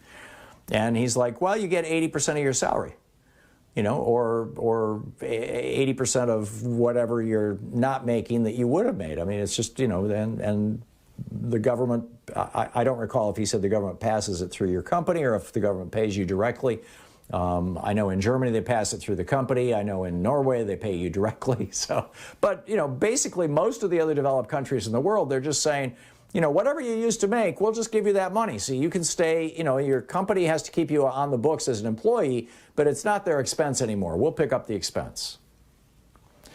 But as Andrew Ross Sorkin points out in this piece in the New York Times, quote, with the original grant of $25 billion, which by the way is half of what the airlines have gotten now so far. But this was the first piece of legislation passed back when Trump was president that was heavily weighted toward big corporations. He says with that original grant of $25 billion, that implies that each job costs the equivalent of more than $300,000. So in order to get the airlines to keep flight attendants and other employees at work who are probably making between $30,000 and $60,000 an hour a year, depending on what their job level is and what their entry level is. And I know some of the commuter airlines, they make in the 20s actually. In order to keep those people on the job, you and I, through our tax dollars, gave their corporations $300,000 per person. And that was just the first half of the stimulus that went to the airlines. That was the first $25 billion. We've given them $50 billion. So where did the rest of the money go? Well, here, Andrew Ross Sorkin, the New York Times, points it out. The biggest beneficiaries were airline shareholders. That includes the carriers' executives who've been paid in stock for years. Propped up by taxpayers, airline stocks are up nearly 200% and have largely recovered their losses. So we doubled the pay of the senior executives of the airlines. We gave them $300,000 for each one of their employees. They were still on the verge of laying everybody off until this new bill was passed. American Airlines just came out a couple days ago, the CEO of American Airlines. I remember when it was Bob Crandall back in the day, but anyhow, I don't know who it is now, but he came out and he held this press conference saying, oh, this is great. With this new bailout, we could keep people on the payroll. Well, wait a minute. We gave you $300,000 per employee with the first half of the first bailout. Well, if you're paying your people $50,000 a year, and that's, including wages and benefits and pension and what, isn't that enough for 6 years? Where's my math going wrong here? It's the Republican death cult, right? Give money to the rich people, screw the working people. Or if you're going to be forced, and this is essentially what the first bailout was forcing the Republicans to go, oh yeah, okay, we're going to have to help people out. I guess we got a pandemic and Trump screwed up the response to it, and so let's just throw some money at it. And this was the reply. So, but if we've got to give money to, if we've got to help people keep their jobs, we're not going to do it in a way that doesn't cost the government a lot of money, the way that Canada's doing it, or Germany is doing it, or France is doing it, or England is doing it, or Norway is doing it. We're not going to just pass money right through to the employees. No, we're going to do it trickle down.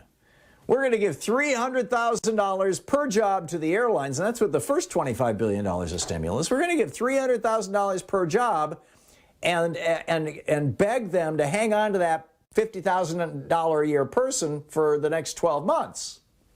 And it hasn't even been 12 months, by the way. It's been like 10 months. And they spent the $300,000, plus they got a whole another $25 billion, another $300,000. So we've given them $600,000 per employee. And American Airlines is like, yeah, we're going to have to lay them off anyway. Oh, thank you. Another stimulus. At what point does America say enough? Joe Biden is talking about raising the corporate income tax back up to 28%. It has not been below 28% in my lifetime, except for last year and the year before. Trump dropped it down to 21%, which is crazy. It just depleted the revenue in the federal, in the Treasury Department. And the Republicans are all huffing and puffing. Oh, he's going to create a crash. He's going to, yeah, right. This is the hijacking of our democracy by a death cult, the GOP. Prove me wrong. Show me what I'm missing. One person said, no, wait a minute, maybe their primary goal isn't killing people. Maybe it's greed. well, how does Kristi Noem make money out of killing people in South Dakota? I don't get it. You're listening to the Thom Hartmann Program. Call 202-808-9925. How does Greg Abbott make money out of killing people in Texas? Maybe fewer people on Medicaid?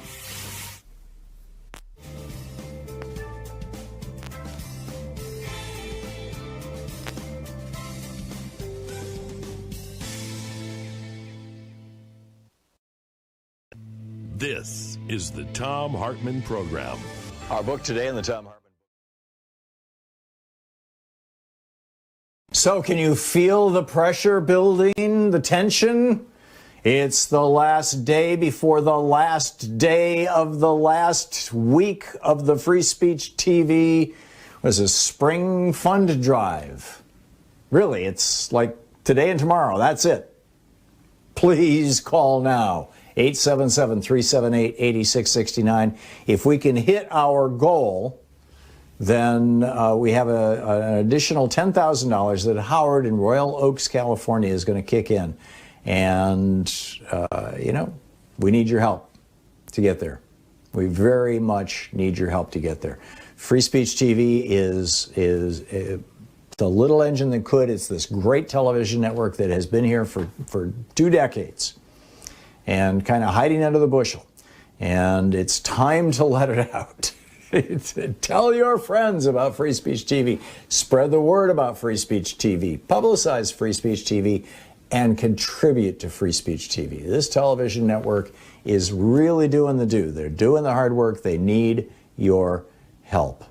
And, hitting that extra $10,000 will be a big deal, actually, for Free Speech TV that Howard has been so kind to toss in, and thank you, Howard, for that. It is, some of our funders who are capable of doing something like that have really helped tremendously, and tip of the hat to you. That said, the widow's mite, as it were, the parable of the widow's mite, the woman who put 1 penny in the collection plate, and Jesus said she gets the greatest blessing of all because she had nothing.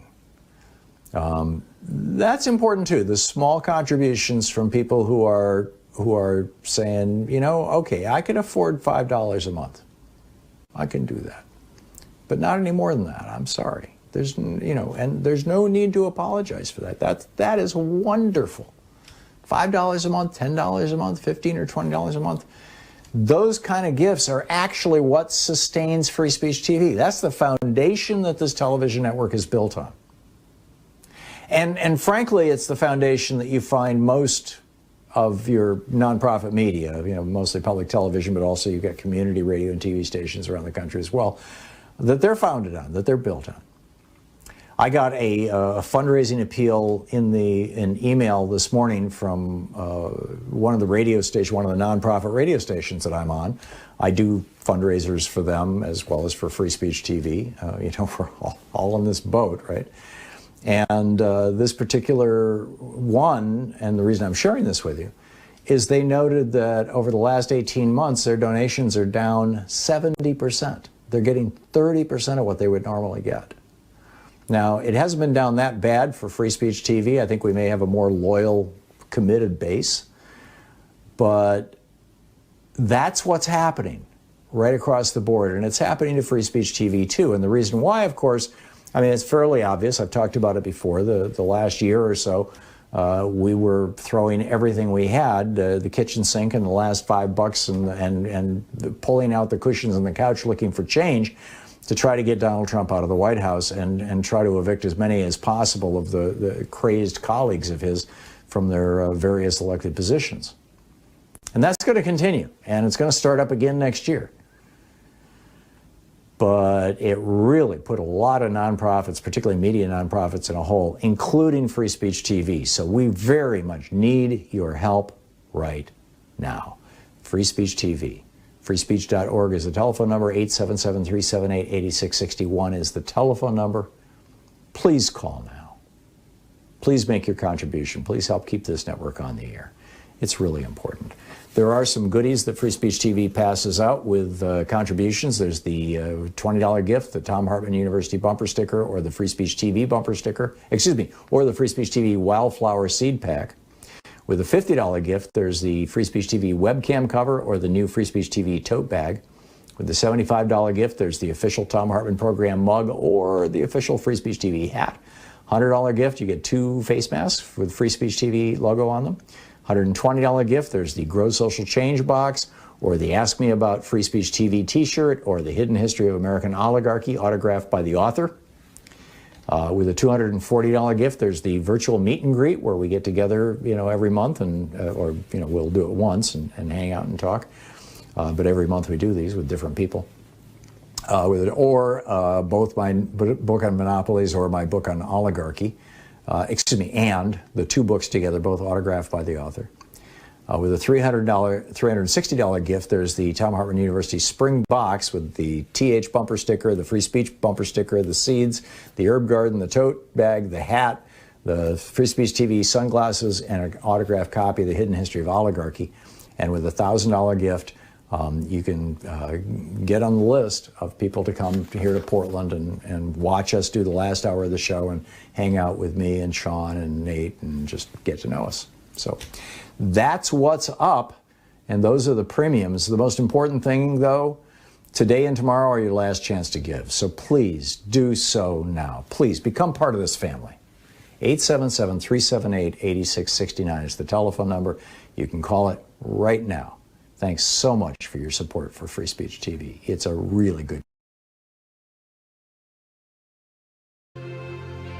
On the Science Revolution this week, Beyond Nuclear's Kevin Camps drops by. On the 10th anniversary of the Fukushima crisis, just like the COVID pandemic, opinion on Fukushima is split between those who are horrified by the health risks and those who are worried about the economic damage that nuclear power does. Investigative journalist Greg Palast drops by on how Stacey Abrams is showing real courage in Georgia with her opposition to the Vogtle nuclear plant, the last and only nuclear plant under construction in the U.S. She opposes charging Georgians ruinous electric bills to finish it. Also in Geeky Science, good news on CBD. There's a new report out showing it reduces plaque and improves cognition in rats with Alzheimer's, and hopefully soon studies will start on humans. Tune into the Science Revolution wherever fine podcasts are available.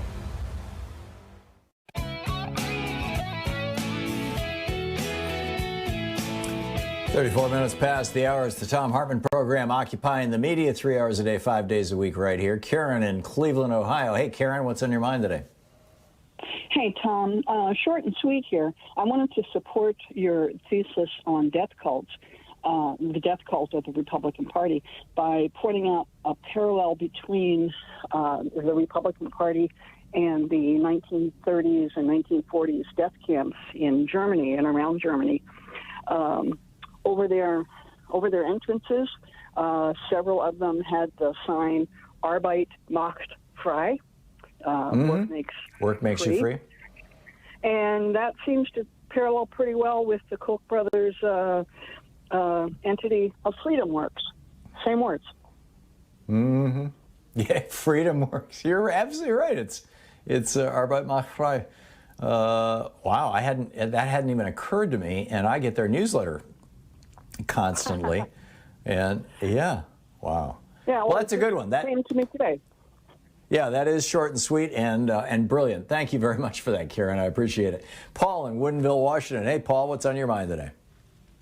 Well, Tom, death cult sounds a little hyperbolic for me. I know it feels good, but I'm thinking about your catch line, win the water cooler wars, or when sitting around the table with one of my brothers, one of my right-wing brothers, and if my brother says Hillary Clinton eats babies, she's a baby cannibal, am I going to return with what the Republican Party's a death cult, right? That's not going anywhere. But I would prefer this. Okay, well, I would prefer one of your former back it up. strategies, which is that no, the Republican Party hasn't passed or supported a policy that's helped anybody but the ultra rich for 160 years. In fact, since the Emancipation Proclamation, that's where I go, and challenge them to challenge it to just name one. Come on, forget about the baby eating, because they know that's hyperbole. Forget about the baby eating. Hillary Clinton eats babies. Tell me what policies that the Republican Party has passed or supported in the last 160 years since the Civil War that help people, that help the regular people like you. And they can't, because you look at after the war, we had Reconstruction and the Gilded Age, right? Then we had the Lochner era after that. And then Roosevelt, since Franklin Roosevelt, all they've been trying to do is undo the New Deal. They haven't passed. Well, with the any exception of policies. Eisenhower, yeah. Well, Eisenhower, what Eisenhower's years were basically riding on the Franklin Roosevelt years, and the Eisenhower years were not actually, by comparison, anywhere near these close to the economic growth. All of the Roosevelt years, there was, on average, the 12 years that Franklin Roosevelt was in office, 12 plus years, was averaged 8.8% growth. The Kennedy-Johnson years, 5.1% growth.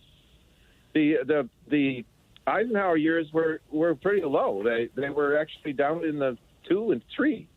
And then, of course, the Nixon years were not. Really, the problem is, Tom, is all of the boasting that we allow the Republicans to do without arguing back. I think kind of the Obama years of, we've all been just way too, what do we call it, magnanimous. Oh, we don't like to blow our horn. Well, we better, because when you look at, by the way, I haven't noticed any Republicans really cheering the Biden economy. Remember the sacred number, that sacred 30,000 number that the stock market hit on Tuesday, November 24th, 2020, 3 weeks after Donald Trump was ousted, because that was optimism about Joe Biden. The magic sacred number 30,000 was optimism about Joe Biden coming in and getting rid of Donald Trump. And I haven't heard a single Republican crowing about the fact that we've gone up 10% in 58 days. The stock market has grown 10% past 30,000. Do you hear the Republicans talking about that? I don't. Yeah, no, neither do I. Excellent points all, Paul. And I get it. And by saying death cult, I'm dancing on the edge of hyperbole. But I also list a whole series of things, Republican policies that lead directly to death. And so I'm going to stand by that. Paul, thank you for the call. Jim in Chicago. Hey, Jim, what's up? Hey, Tom, how you doing? Good. So I'm a 20-year flight attendant for a major airline, and I wanted to chime in. You were just talking about airlines and all this money they got. So I have, quite a bit of seniority, and before the pandemic, I'll just say I was making about $135,000 a year, flying 5 days a week. Yeah, it was great. And my husband's been unemployed for 2 years now, so I was able to support us. And once the pandemic, struck, airline flights just came to a halt. And my status went from being able to pretty much pick my schedule to on-call. And my income now is about $45,000 a year. And my understanding was that this money was to protect payroll, so everybody could get paid what they were getting paid. Yeah, they gave your airline $600,000 per employee. Apparently, it hasn't trickled down. It has not, and it's not going to. And I want Congress to. They need to look into this. Like it's just it's wrong. It's wrong. And I have had no opportunity to pick up flights because I'm on call. I go to work when they call me. And every few weeks they basically send out emails to everybody like begging people to take unpaid leaves. And a lot of people take them. They shouldn't be offering these leaves. Like they were given money to pay people. Right.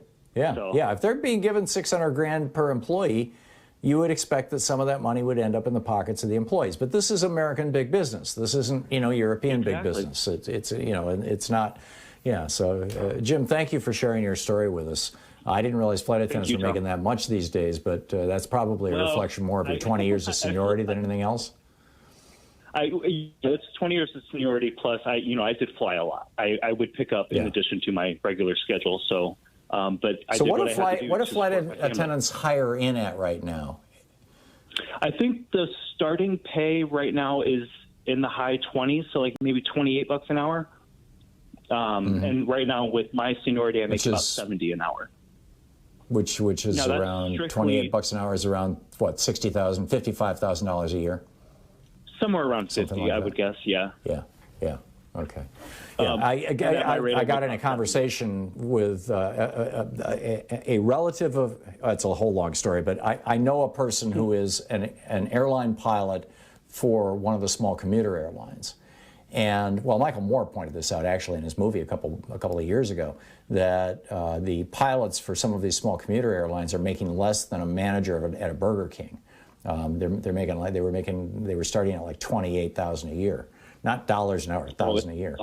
And this person was telling me that the flight attendants for their airline were starting at $30,000 a year, which is $15 an hour, you know, and it's like, whoa.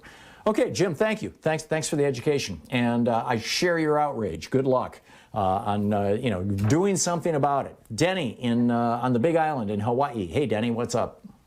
Oh, hi, Tom. Thank you so much. I just wanted to call and add something to the mix. I think that the Republican death cult is made up of what I call spiritual assassins. Their goal is to kill our spirit at least, and I believe that is at the essence of the cult tactics. Well, you know, that's the first job of a slaveholder, slave owner, was to break people. I mean, they literally had people called slave breakers. You know, like you break a horse, you break its will. They broke human beings, and it sure seems to me like 40 years of Reaganomics has broken a lot of Americans, particularly a lot of working class Americans. Not to mention, you know, how much worse it is for people who are in various minority groups. Well, they are the spiritual assassins. That's where I see them as the death cult. That's their tactic. That's their essence. So thank you for taking my call. I just wanted to add that to the mix, and we love your show. You're welcome. Thank you, Danny. Appreciate the call. Yeah, I just have 30 seconds here till the break, so I'll just share my opinion on that. I think that if you go back, well, I know if you go back to the 1950s, you had Republican thinkers like Russell Kirk and William F. Buckley Jr. and Barry Goldwater warning that if the middle class ever got rich enough, you would see social chaos. You'd see young people rebelling. You'd see women, you know, no longer depending on their husbands. You would see workers rising up, and sure enough, all that happened in the 60s. And so they decided that they were going to take the middle class down a peg, and you know, that's what's going on here. And in the consequence, lots and lots of people are having their lives destroyed. Suicide rates are up, death rates are up. We'll be back with your calls right now. You're listening to Thom Hartmann. Visit ThomHartmann.com for audio and video archives. Just a quick reminder, our entire next hour, Dr. Justin Frank, a psychiatrist from George Washington University, will be answering your questions about how to deal with this trauma of the COVID and the Trump.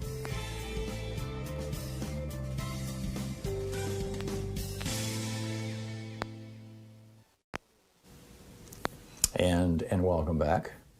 Let's see here, Robert in Omaha, Nebraska. Hey, Robert, what's up? Hello. I have a comment and I have a question. My comment is about when you said the Republicans are a death cult. Well, I would go one step further and say that they're a Christian death cult. And I can't disagree with that.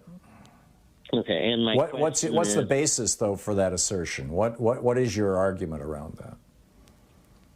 Well, my argument is that all the Republicans say that they're Christians and they follow Jesus, and they have to kind of pass all these laws, and I don't know. I think it's something to do with because of what's in the Bible and everything like that. I don't know if you understand what I'm trying to say. I get that there are parts of the Bible that are bloody, and there are places in the Bible where God commands his people to kill people or to abort babies or, to enslave people. But I don't think, generally speaking, that today's Christians are, well, maybe they are hewing to that. I don't know. You were going to make another point, Robert, or was that your main point? I had a question. Do you think that if the Republicans identified any other religion except Christianity, do you think that they'd be able to get away with like even half of the stuff they're doing? Yes, Modi is doing the same thing in India, and he's doing it in the name of Hinduism and Hindu nationalism. And, he's trashing Muslims, and in fact, there's been lots and lots of murders of Muslims across India now as a consequence of Modi's policies. Hitler did it with Christianity. Trump and Bush and Reagan did it with Christianity here. In Myanmar, it's being done in the name of Buddhism, which is bizarre because Buddhism is the most pacifistic of all the religions. But the murder of the Rohingya, I believe it is, who are a Muslim minority, has been done in large part, invoking Buddhist nationalism. So I don't think that any religion is immune from that, Robert. I think that, regardless of the beliefs, the thing that is the most powerful part of any religion is the tribalism, is the community, these are my people. And once we draw a circle around ourselves and say, this is my circle, these are my people, then we have automatically, on the other side of that circle, identified everybody else as an other. And others are not as consequential as us. Like if I do something, it's okay, but if you do something, then it's not okay. As long as you're an other. If you're my brother, if you're my family, if you're my neighbor and we're close, if you are somebody that I identify with, if we're members of the same religion, and particularly if we feel persecuted, which is one of the most powerful things that will bring people in a religion together, which is literally the whole shtick of Fox News and largely the shtick of a lot of fundamentalist preachers, then that very much becomes the case. Robert, thank you for the call. I got to run here. We're coming up on a break. It's coming up on 10 minutes before the hour here on the Thom Hartmann Program, the place where despair is not an option. We'll be right back.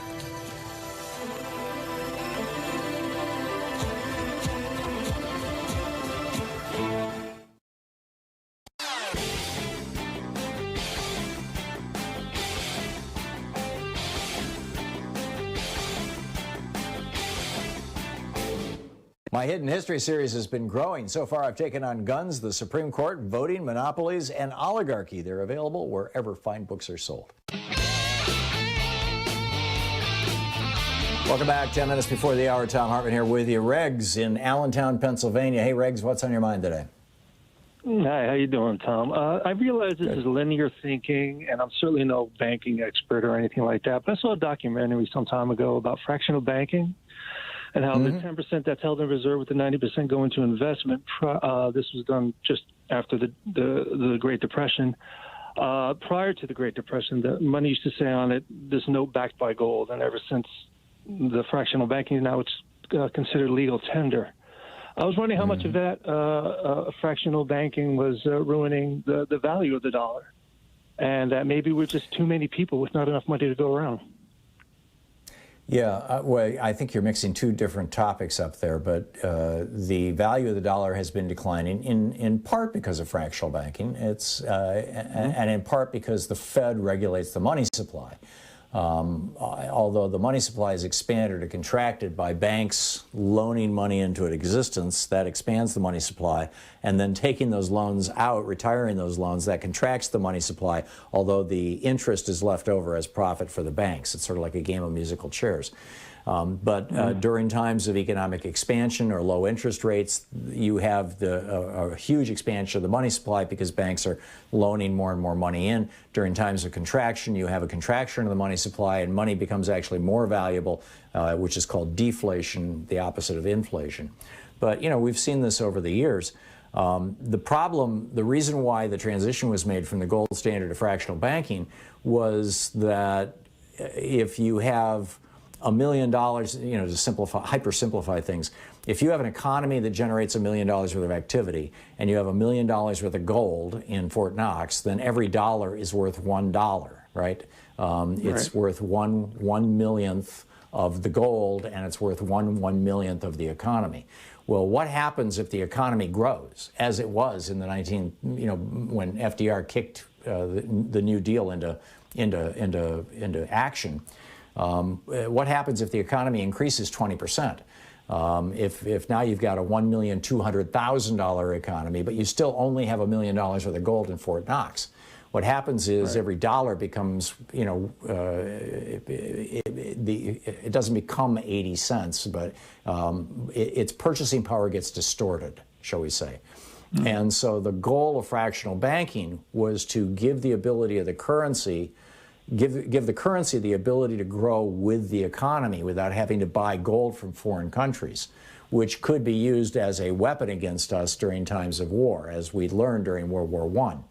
And so, the logic behind it makes perfect sense to me.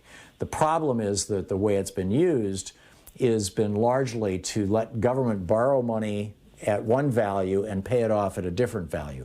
If you have 2% inflation every year and the government borrows $1 billion and it has to pay it off 20 years from now or over a 20-year period, every year that they pay it off, they're paying off 2% less than what they borrowed because of inflation. So 2, 4, 6, 8, or it doesn't quite accumulate like that.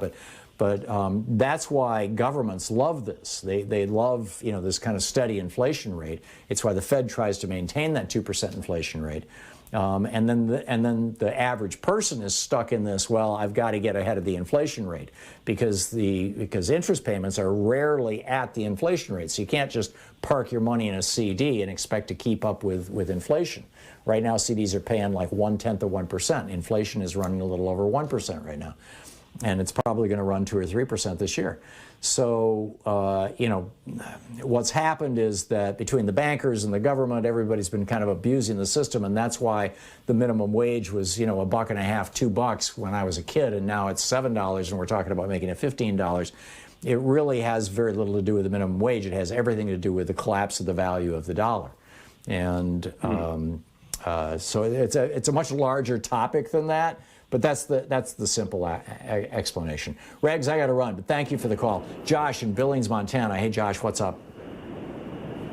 Hey, I just want to say I think there's some ways we can break people away from this death cult. It's wedge issues. It's things like this Keystone XL pipeline. We're trying to make it cheaper to bring foreign oil into the country.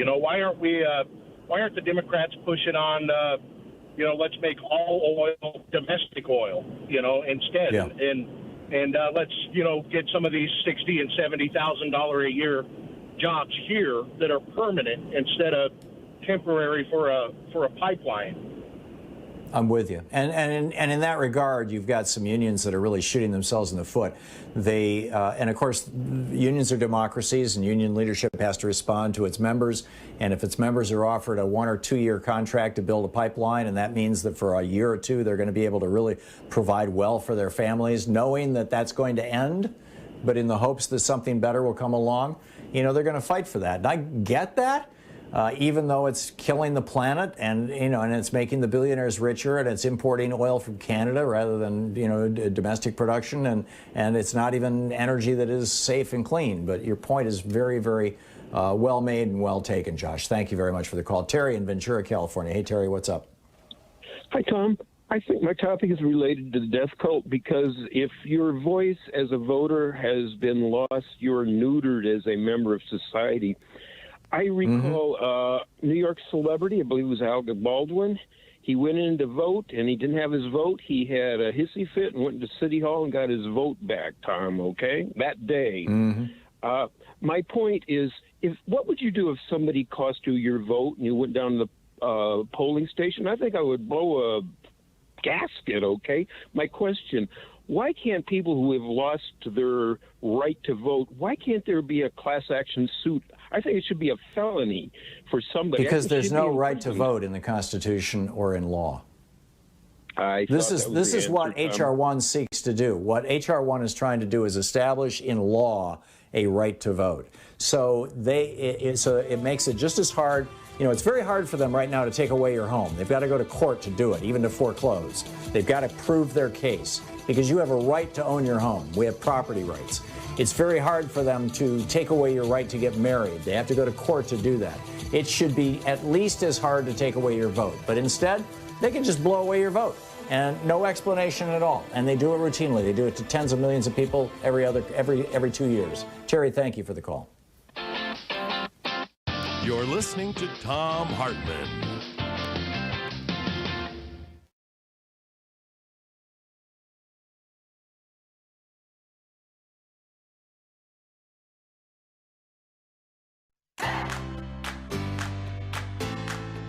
These companies support the Thom Hartmann Program. They are Gabi.com.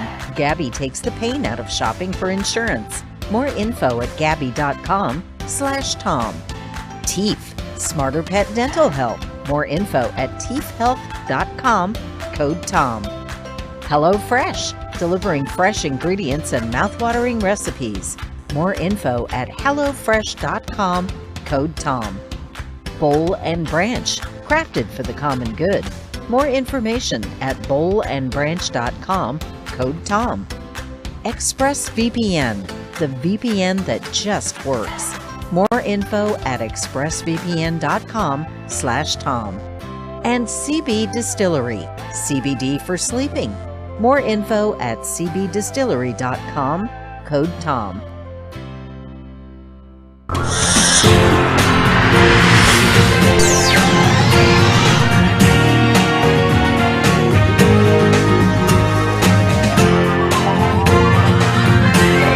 We say fight back!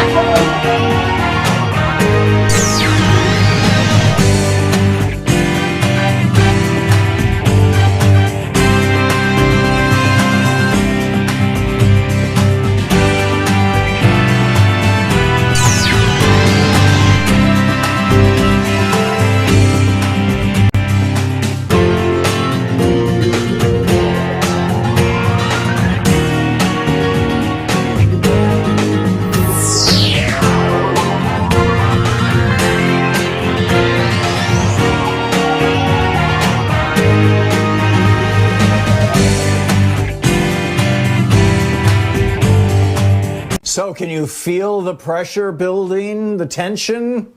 It's the last day before the last day of the last week of the Free Speech TV was a spring fund drive. Really, it's like today and tomorrow. That's it. Please call now. 877-378-8669.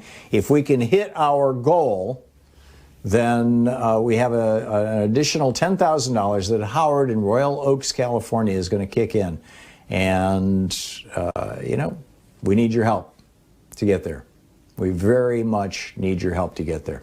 Free Speech TV is the little engine that could. It's this great television network that has been here for 2 decades and kind of hiding under the bushel. And it's time to let it out. Tell your friends about Free Speech TV. Spread the word about Free Speech TV. Publicize Free Speech TV and contribute to Free Speech TV. This television network is really doing the do. They're doing the hard work. They need your help. And, hitting that extra $10,000 will be a big deal, actually, for Free Speech TV that Howard has been so kind to toss in. And thank you, Howard, for that. It is, some of our funders who are capable of doing something like that have really helped tremendously. And, tip of the hat to you. That said, the widow's mite, as it were, the parable of the widow's mite, the woman who put 1 penny in the collection plate, and Jesus said she gets the greatest blessing of all because she had nothing. That's important too. The small contributions from people who are saying, okay, I can afford $5 a month. I can do that, but not any more than that. I'm sorry. There's and there's no need to apologize for that. That is wonderful. $5 a month, $10 a month, $15 or $20 a month. Those kind of gifts are actually what sustains Free Speech TV. That's the foundation that this television network is built on. And frankly, it's the foundation that you find most of your nonprofit media, mostly public television, but also you've got community radio and TV stations around the country as well, that they're founded on, that they're built on. I got a fundraising appeal in email this morning from one of the radio stations, one of the nonprofit radio stations that I'm on. I do fundraisers for them as well as for Free Speech TV. We're all on this boat, right? And this particular one, and the reason I'm sharing this with you, is they noted that over the last 18 months, their donations are down 70%. They're getting 30% of what they would normally get. Now, it hasn't been down that bad for Free Speech TV. I think we may have a more loyal, committed base. But that's what's happening right across the board. And it's happening to Free Speech TV, too. And the reason why, of course, it's fairly obvious. I've talked about it before. The last year or so, we were throwing everything we had, the kitchen sink and the last $5 and pulling out the cushions on the couch looking for change to try to get Donald Trump out of the White House and try to evict as many as possible of the crazed colleagues of his from their various elected positions. And that's going to continue, and it's going to start up again next year. But it really put a lot of nonprofits, particularly media nonprofits, in a hole, including Free Speech TV. So we very much need your help right now. Free Speech TV. Freespeech.org is the telephone number. 877-378-8661 is the telephone number. Please call now. Please make your contribution. Please help keep this network on the air. It's really important. There are some goodies that Free Speech TV passes out with contributions. There's the $20 gift, the Thom Hartmann University bumper sticker, or the Free Speech TV bumper sticker, or the Free Speech TV Wildflower Seed Pack. With a $50 gift, there's the Free Speech TV webcam cover or the new Free Speech TV tote bag. With the $75 gift, there's the official Thom Hartmann Program mug or the official Free Speech TV hat. $100 gift, you get 2 face masks with Free Speech TV logo on them. $120 gift, there's the Grow Social Change box or the Ask Me About Free Speech TV t-shirt or the Hidden History of American Oligarchy autographed by the author. With a $240 gift, there's the virtual meet and greet where we get together, every month and, we'll do it once and hang out and talk. But every month we do these with different people. Both my book on monopolies or my book on oligarchy, and the 2 books together, both autographed by the author. With a $360 gift, there's the Thom Hartmann University Spring Box with the TH bumper sticker, the Free Speech bumper sticker, the seeds, the herb garden, the tote bag, the hat, the Free Speech TV sunglasses, and an autographed copy of the Hidden History of Oligarchy. And with a $1,000 gift, you can get on the list of people to come here to Portland and watch us do the last hour of the show and hang out with me and Sean and Nate and just get to know us. So that's what's up, and those are the premiums. The most important thing, though, today and tomorrow are your last chance to give. So please do so now. Please become part of this family. 877-378-8669 is the telephone number. You can call it right now. Thanks so much for your support for Free Speech TV. It's a really good.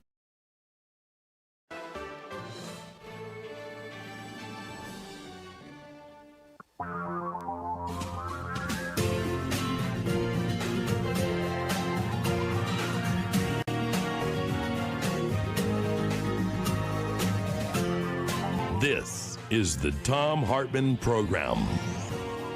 Welcome back. Thom Hartmann here with you. And as soon as Joyce lets go of him here, Dr. Justin Frank is going to be with us for the hour, taking your calls. I'm assuming everything's okay, Sean, right? I'm getting it in use elsewhere. There we go. Okay. It just took a minute to lock him in. Okay, great. And Dr. Frank is the psychoanalyst and clinical professor at the Department of Psychiatry and Behavioral Medicine at George Washington University. He's the author of Trump on the Couch, Previously, Obama on the couch, Bush on the couch, a politically aware psychoanalyst and psychiatrist. His Twitter handle is Justin Frank MD, spelled just like it sounds. And I wanted to get him on to talk about, to answer calls, actually. The last time we talked, I had a caller who was concerned about his son possibly being suicidal. And so I asked Dr. Frank if he would come on, and he and I talked about it. But my sense of it, based on that segment, was that there are many of you out there who may have questions about, how do I deal with the trauma of having lost a job, or, psychologically, or how do I, put my relationship back together after having lived together for this last year in close quarters the way we have, and the conflicts that have arisen, or how do I help my kids make the transition back into school? I mean, there's just a million questions that come out of this year that we've been locked down, and then the larger questions, and I think Dr. Frank is also eminently qualified to answer these, is like, how do I explain fascism to my kids? How do I explain the Trump phenomenon to my kids? How do I explain racism to my kids? So there's all that stuff. Dr. Frank, welcome back to the program. It's so nice to have you with us. I'm curious your thoughts on my thoughts on what we should be talking about today, and then we'll get some calls on the board here for you. Dr. Frank is on hybrid number 2, Sean. How people are feeling traumatized. Are we okay technically here? I'm sorry, start over again? Are we okay technically here? You can hear me? We are perfect technically, yeah. There was just a moment of silence. There was an error on our end. Well, my kids went to a Quaker school, so I'm used to moments of silence. That's a good thing. What I'm thinking about is that what you said makes a lot of sense. And I just think the questions are going to be far afield because everybody has different concerns. You raised almost everything. What is fascism? What is racism? What was the nature of the trauma of COVID? How do we deal with suicidal family members? What kinds of things are kids going through? What about Trump? How come he's so popular? All those things. I'm open to all of that. I think we can do some of that today, and I'll just have to come back every day for a few months. Okay. And just, for those listening, Dr. Frank will be with us for the entire hour. And if you would like to ask him a question, our telephone number is 202-808-9925.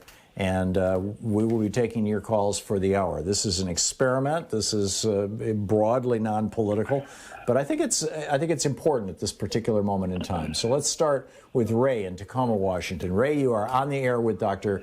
Justin Frank. I'll try to make it non-political. It'll start out that way a little bit. Feel free to be political. Brother. Well, here's the deal: is I had a brother like about 4 years ago, got drunk, shot himself in the head, killed himself.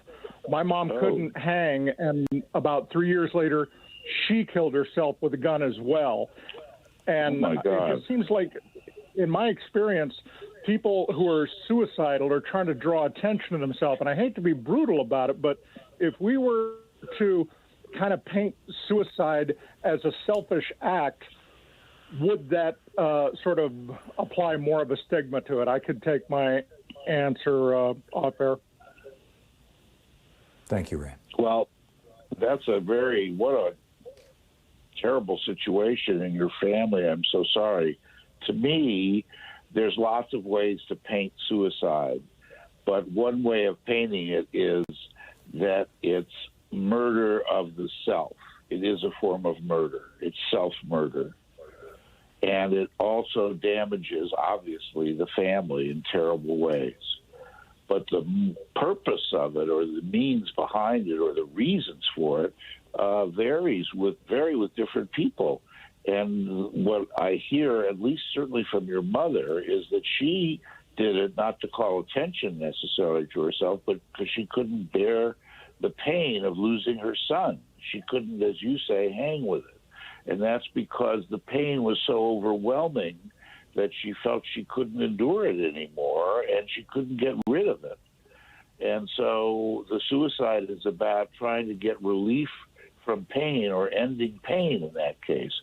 Why your brother did it, he was certainly under the influence of alcohol, but I don't know what else happened. One of the things about alcohol is that the term is it's disinhibiting.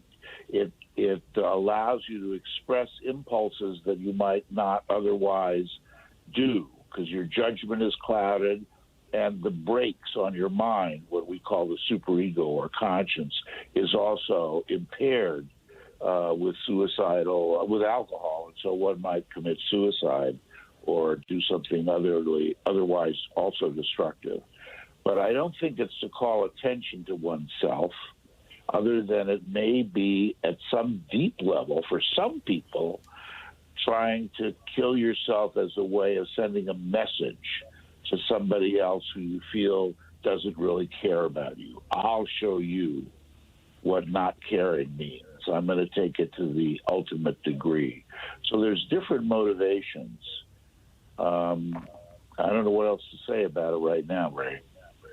So you're saying that suicide can even be a form of aggression, and one of the things you mentioned, if I could just add a follow-on question, particularly since we just have about 2 minutes until we're going to hit a break, is if somebody is feeling that pain and despair and would prefer not to use suicide as a way of avoiding it, how do they avoid that pain and despair of, for example, losing a child?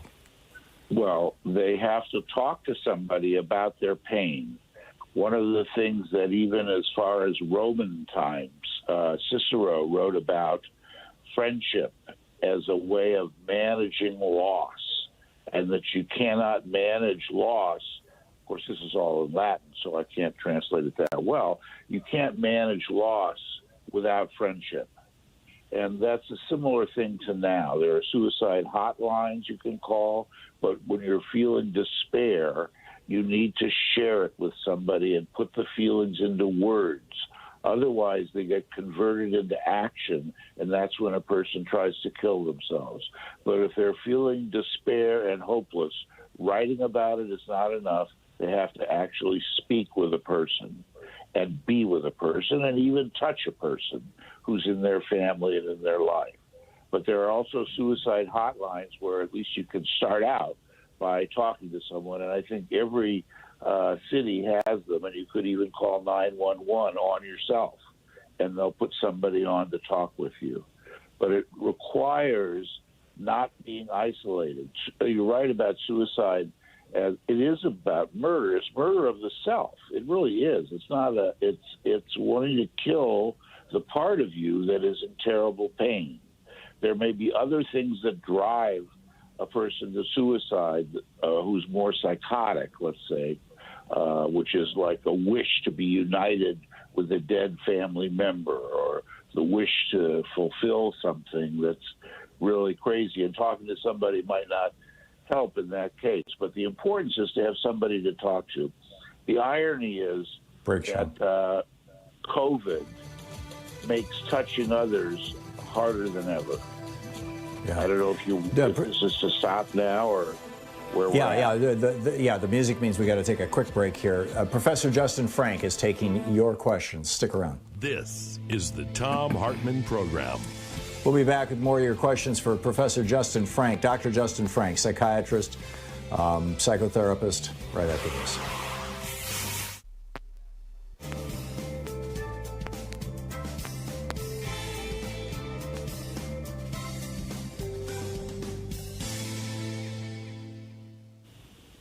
And welcome back. Lupe in Pueblo, Colorado. You are on the air with Dr. Frank. Hi, thanks so much for taking my call. This is really hard for me to articulate. I've lost five family members to COVID. One of them was my father, and one of them was my grandfather. So I've lost all my father figures, but I wanted to call in because it was such a bizarre way to lose them. I never thought it would be possible to lose them that way. And not only that, my family was deprived of our grieving process. We couldn't be together. And the other element that rubs salt to the wound is that there are people who tell me, and not only personally, but also on a large scale, like politicians telling me that that is not the way that they died, that it wasn't the COVID. So they are, telling me, no, it wasn't the COVID, even though it was. It's not like my family just spontaneously dropped dead. It took them. So I was wondering, how or what is the best way to deal with that type of grief, where other people are trying to convince you that it wasn't that it took them, and it's just the anger that brings me. And do you know of any support groups or research that is being done? Because the COVID has really left behind tons, and I don't even know how many grieving people this pandemic has caused. Hundreds and of I'm actually thousands. worried. I'm worried for the collective psychology, the mental health of our country. Thank you very much. Thank you. Well, first of all, my heart goes out to you and your losses, and I think that it's courageous to even talk about it and share this with us and with me. So that's my first thought. I could dismiss quickly the politicians, if that's okay, who say they didn't die of COVID, your family, or that COVID is not real. The best way is not to argue with them, but to say, that's your opinion and you're entitled to it. But that's not how I see it, and that's not how I know what happened. And there's no point in arguing about an opinion that you have. It's not a fact. And some way of making it clear that that's what they think rather than getting into a rage-filled argument. And that is one way of dealing with it. And when you hear politicians on TV saying it, all I can do is turn off the channel or watch another program or listen to music or something. There's no point. It's their point of view, which is an opinion, because obviously you know the facts and you know the truth. So that's the first thing. The second, the biggest thing is that you've had these horrible losses, and the grieving process of not being able to say goodbye or to be with the person or to hold the person or to tell them that you love them or tell them that whatever you need to tell them, that you love them and you're angry, or to tell them that they don't need to worry and they should go peacefully so they don't have to hang on if they're suffering. There's lots of different things that you're deprived of in the mourning process, and those are all very serious deprivations. There are suicide groups, there are hotlines for it, but there are also groups for loss and grieving groups in every city, including in Pueblo, I'm sure. Thank you.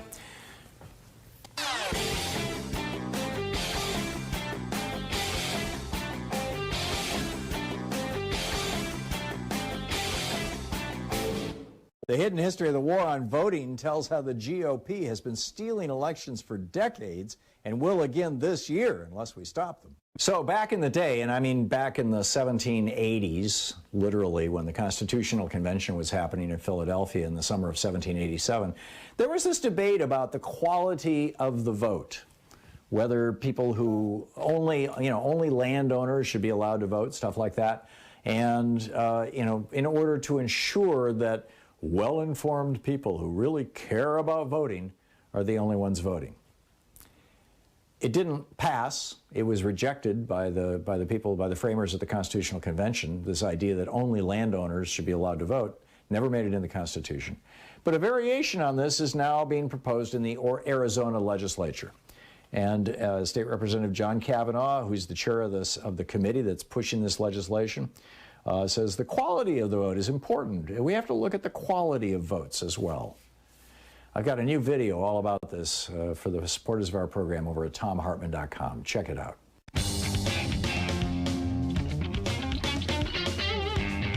Dr. Justin Frank is taking your calls for the hour. And Jordan in Roanoke, Virginia, you are on the air with Dr. Frank. Thank you. I have an adult married daughter with a history of depression who is feeling so isolated during her pregnancy because of the pandemic. She is going to be meeting with telehealth for mental health and is, under the care of her obstetrician. What can I do to support her and not exacerbate her anger that I am supporting her? Thank you for your answer. Well, thank you for your call. First of all, I was thinking about the term pandemic, and maybe we should call it contagion. We are faced with a contagion, and that way we can learn about the source of the word contagion, which means with or together, con, and tagion means from the Latin, I think, means touch. So it's about touching with, and that is completely a big problem with COVID and the isolation from it. It's a contagion that doesn't allow touch unless you're inside the same bubble. So I don't know if you and your daughter are inside the same bubble, but it's important to both talk to her and listen to her about her anger. You can't make her stop being angry, but you can listen to it and say that you understand it, and it's really terrible feeling alone. And I'm here with you, and I know how terrible it feels. In other words, listening can become, for her and you, a new form of talking and a new form of touching verbally without, hopefully, even on the phone rather than through video. I don't know how people are doing these things in Roanoke or anywhere. But basically, the COVID contagion has turned us all into islands. In John Donne's poem from many, many centuries ago, he said, "No man is an island." Well, that's not true anymore. Or not as true as it was, because there is a real problem about feeling isolated. So if you can talk to her about it and listen to her about it and letting her know that, and her anger at you, if she's angry at you for helping her, you can say, listen, I'm only helping you because right now, A, I'm your mother, and B, I'm helping you because you need somebody who's not you to help you. It doesn't mean that you have to depend on me, or I'm telling you you're weak because you need me, or any of those things. But the anger is about the frustration about being shut off and cut off that this epidemic has done. It's really caused a terrible trauma to so many people, not only who've lost people, but who are alone in this situation. So if your daughter's about to deliver, I don't know if there's a father in the picture who can help her, or if there is a sibling who would come and actually quarantine themselves and then find a way to go visit her. There are things that can be done, but it's very hard. And I appreciate that. And I think the COVID is really, it's both a social disease and a physical disease. And we're talking about the social problems. Christine in Livonia, Michigan. You're on the air with Dr. Frank. Hi, Dr. Frank. Just like the previous caller, I lost my mom last year, and I lost my father in 91. I was 14, and I feel very, very alone. You like you said, your bubble. You have your own problems as it is, and then I feel like I have no one to talk to. I really don't have that many friends, and I can't really contact anybody, and I feel like I'm in this deep hole. And I'm trying to, I have a family, I do have a son, and my husband has family, but they're not very welcoming to me. And I just want to ask you more about how to deal with this. Can you be in the same room with some of those people, even if they're not welcoming? Is there some way to have you be in each other's bubble, or having a shared kind of bubble? That would be the first thing that comes to my mind. We have 1 minute to the break, by the way. And then the second thing is that it's really terrible to be in a deep hole, and you need to have somebody who can listen to you and talk to you. I don't know if that's a sibling or a friend or anyone, or call someone, it's really an isolating situation with COVID, and people are feeling terribly alone, which is why I'm glad you called in just even to talk for a few minutes. And you need to have someone hold you, touch you, talk to you, listen to you, and I hope that that can happen, and you may have to be the one to make it happen by letting people know that you're in pain and sharing it. And I wish you luck. Thank you for the call. Yeah, we wish you the very best. Professor Justin Frank, Dr. Justin Frank, will be taking your calls for the rest of the hour here, the rest of the program, right after this break here at the bottom of the hour. He is a professor of psychiatry at George Washington University, the author of Trump on the Couch. You're listening to the Thom Hartmann Program. Call 202-808-9925. And you can tweet him at Justin Frank MD. We'll be right back.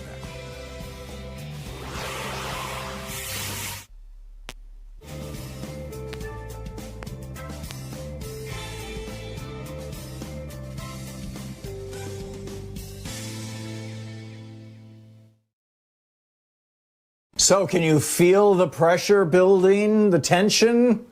It's the last day before the last day of the last week of the Free Speech TV was a spring fund drive. Really, it's like today and tomorrow. That's it. Please call now. 877-378-8669. If we can hit our goal, then we have an additional $10,000 that Howard in Royal Oaks, California is going to kick in. And, we need your help to get there. We very much need your help to get there. Free Speech TV is the little engine that could. It's this great television network that has been here for 2 decades and kind of hiding under the bushel. And it's time to let it out. Tell your friends about Free Speech TV. Spread the word about Free Speech TV. Publicize Free Speech TV and contribute to Free Speech TV. This television network is really doing the do. They're doing the hard work. They need your help.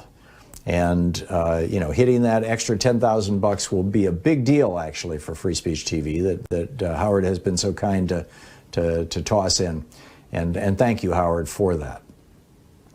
It is, some of our funders who are capable of doing something like that have really helped tremendously.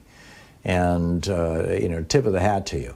That said, the widow's mite, as it were, the parable of the widow's mite, the woman who put 1 penny in the collection plate, and Jesus said she gets the greatest blessing of all because she had nothing.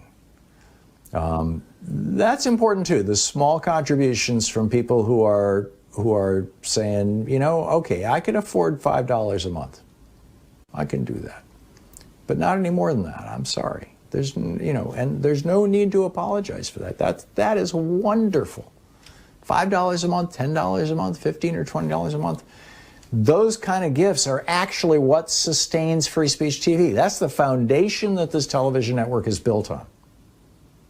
And frankly, it's the foundation that you find most of your nonprofit media, mostly public television, but also you've got community radio and TV stations around the country as well, that they're founded on, that they're built on. I got a fundraising appeal in email this morning from one of the radio stations, one of the nonprofit radio stations that I'm on. I do fundraisers for them as well as for Free Speech TV. We're all in this boat, right? And this particular one, and the reason I'm sharing this with you, is they noted that over the last 18 months, their donations are down 70%. They're getting 30% of what they would normally get. Now, it hasn't been down that bad for Free Speech TV. I think we may have a more loyal, committed base.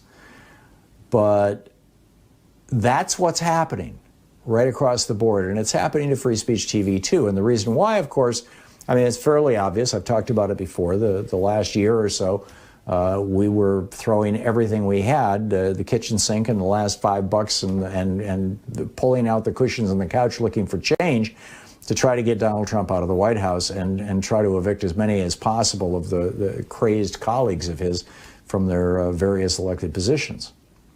And that's going to continue, and it's going to start up again next year.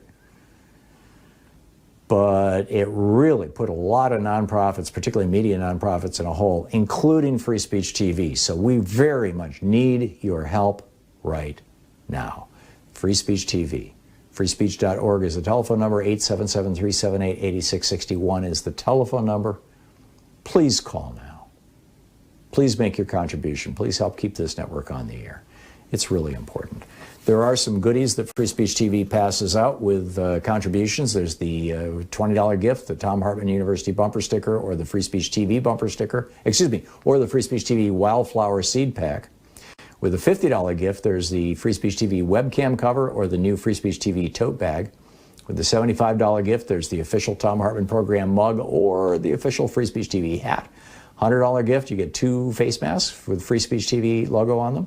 $120 gift, there's the Grow Social Change box, or the Ask Me About Free Speech TV t-shirt, or the Hidden History of American Oligarchy autographed by the author.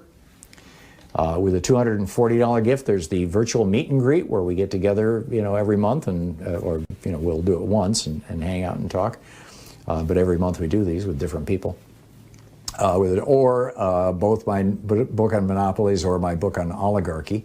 And the 2 books together, both autographed by the author. With a $360 gift, there's the Thom Hartmann University Spring Box with the TH bumper sticker, the Free Speech bumper sticker, the seeds, the herb garden, the tote bag, the hat, the Free Speech TV sunglasses, and an autographed copy of the Hidden History of Oligarchy.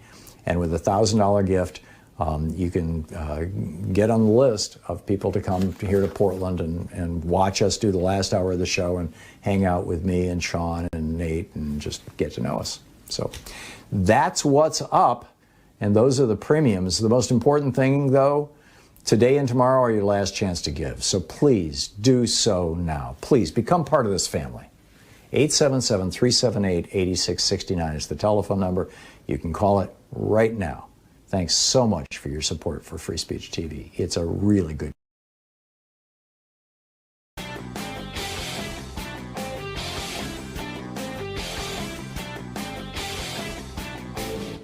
Change starts with you. You can be calling your Democratic or Republican representatives to let them know what you think by calling 202-224-3121. It's the Capitol switchboard. It'll get you right through to them. So with some fancy footwork math, you can take the GDP of the United States, the productivity, the amount of wealth that is produced, or goods and services that are produced every year by American workers, and divide it by the number of workers, and what you get is that the average worker in America is producing about $75 an hour worth of value for their employer. And the minimum wage pays them about 10% of that value. Now, back in 1950, the minimum wage paid 30% of the value of the productivity that the average worker is producing for their employer. If we took the minimum wage up to $15 an hour tomorrow, it would still be in the neighborhood of 20%. So there's a strong case for increasing the minimum wage based on history. I lay this all out in the new video that we have just for our people who are supporters of our program over at thomhartmann.com.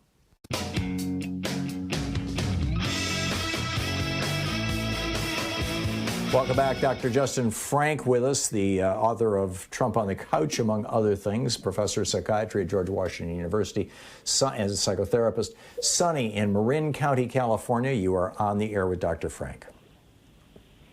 Hi, Dr. Frank. Hi. Hi, Tom, also. I would like to put Trump on the couch, if you could, for me, and explain what could be driving this man who did nothing while over 500,000 of us have perished. And it just traumatizes me, and I get infuriated that I don't understand how we sat here just feeling like, hurry, hurry, help, as this man did nothing. I'm wondering if you could diagnose for us what is going on in this crazy head of Trump's I spent a lot of time trying to get inside of his crazy head. In fact, the book that I wrote, Trump on the Couch, took about 2 years to write. And what I discovered is that there is a fundamental conflict from early on between building things or making things or being like a builder like his father and being a destroyer. He would like to break things. He would like to break buildings. He would like to break things that other people have. He would like to attack his father. And the part of him that wants to break things is dominant. And he breaks, as somebody wrote in one of their titles of a book, whatever Trump touches dies. And I think that that's accurate because he wants to break things. He's a destroyer more than a creator. And he's been a destroyer for years. But he gets away with it because he can sometimes charm people or make people think he's doing things. But basically, he's a very destructive person. And there's two ways that he is destroying, to try to destroy people for the past 4 years. The first one is by complete neglect. He would rather golf. He never did anything productive to help people. He turned his back on us during the COVID crisis, and he has always turned his back on everybody except the very rich, for whom he got tax cuts that really made them and him a lot of money. But the second part has to do with a kind of envious hatred of other people. He can't stand that somebody else could do something he can't do, which is why he is always saying, I'm the smartest person here. I'm the most honest person here. I'm the best at this. I know more than the generals. He says those things all the time. I have the best vocabulary of anybody. Those are all defensive statements that are compensatory grandiosity statements because he knows that he isn't, and he can't bear the fact that somebody is better than he is. And that's from early on a feeling of envy. And that when people have a malignant, which I call it, envy, they attack the good. They destroy what's good. And what's good about America has been our Constitution, actually. And he's trying to destroy that, and he got pretty close to it. He's trying to destroy the electoral process. Why he taps into so many supporters is a very important question also. But he taps into them because there are many people who have destructive wishes and impulses, but who have never really expressed them. So if you go to a sports event, a whole group of fans can yell, kill the umpire, or do these things, but they can yell them, but they're in the fans. They're in the stands. They're not on the field. They don't have to carry the ball or tackle somebody or hit a home run, whatever people are doing. They don't have to do it. But Trump has given people permission to express their destructive feelings. And a lot of people are resentful. They're resentful about the government. They're resentful about the economy. Tom was talking earlier about this huge gap between the wages people get and the wages that they should be getting for what they produce. I mean, a huge gap. And I think that people are angry and frustrated about it and have sort of learned to live with it. Either they drink or they get angry or whatever it is in their families or go to church. But Trump said, forget all that. This is a swamp.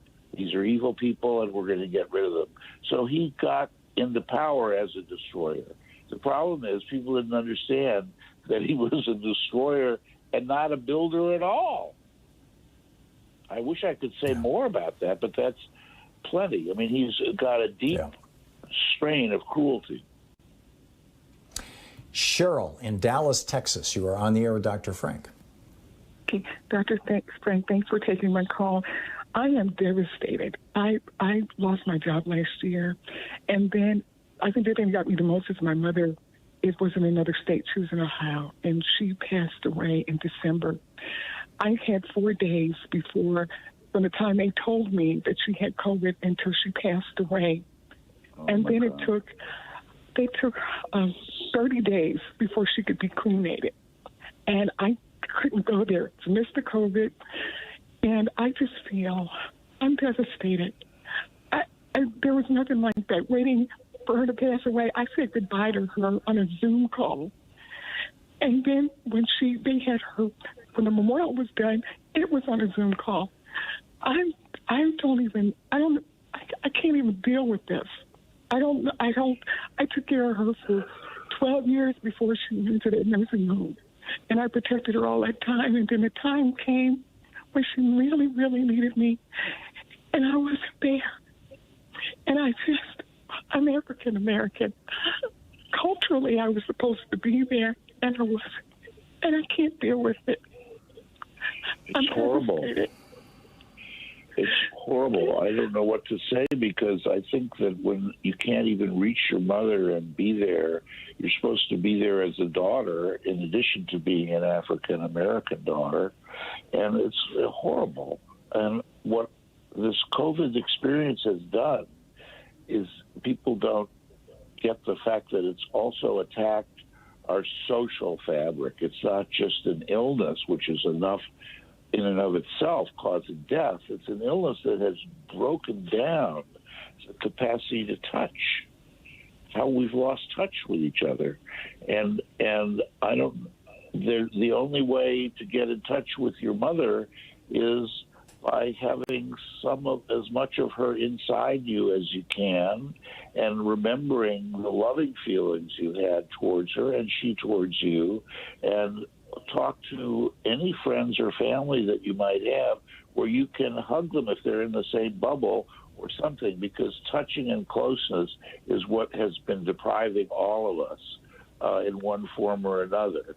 And I think that there's no way to bring her back, and the feeling of loss is so massive that some form of touching, holding, talking, sharing it, like you're even calling in today, although this is far from being personal, it's really not as far as not talking to anybody or not touching. And I think it's really essential. And we can't be together at funerals. President Biden has tried to help a little bit, and he at least understands about the importance of facing loss and about mourning, and tries to bring the country together. But theoretically, from my perspective, he would be having to do mourning every day, because every day people are dying and people are separated from their loved ones and can't say goodbye to them. My heart goes out to you, but you need to find some people, either siblings or friends or somebody to just cry with. Because once you do more crying, I think it'll be easier to remember all the good things from her. Thank you. Okay, I'm Thank you, sorry. Thank you. Thank you very much for the call. Dr. Frank, we just have 30 seconds to the break. Anything you want to add to that? Well, the whole thing is that this illness or this pandemic has torn apart, has affected every form of our social life, which is at funerals, weddings, births. We've had callers about all of those things. And that doesn't even count the idea of, built-in distancing, 6 feet away, masks, no touching. And then there's all of our social situations where people are losing their job and people are frightened. And there are divisions in our society that are made worse by this pandemic. Yeah, it's a tough one. You're listening to Thom Hartmann. Visit ThomHartmann.com for audio and video archives. We'll be back with more of your calls for Dr. Justin Frank in just a moment. You can tweet him at JustinFrankMD. We'll be right back.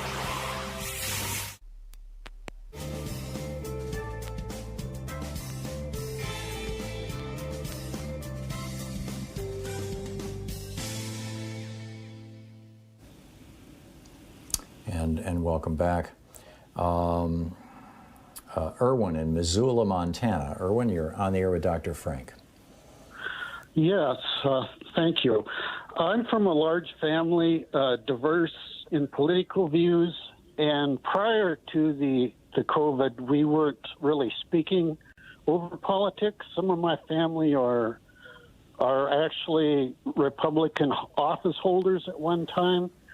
what I'm getting to is my brother-in-law died, and my sister is just kind of clammed up. She won't talk to anybody about it. She was a Republican office holder, and I'm not sure what to do, if we should try to reach out to her or what.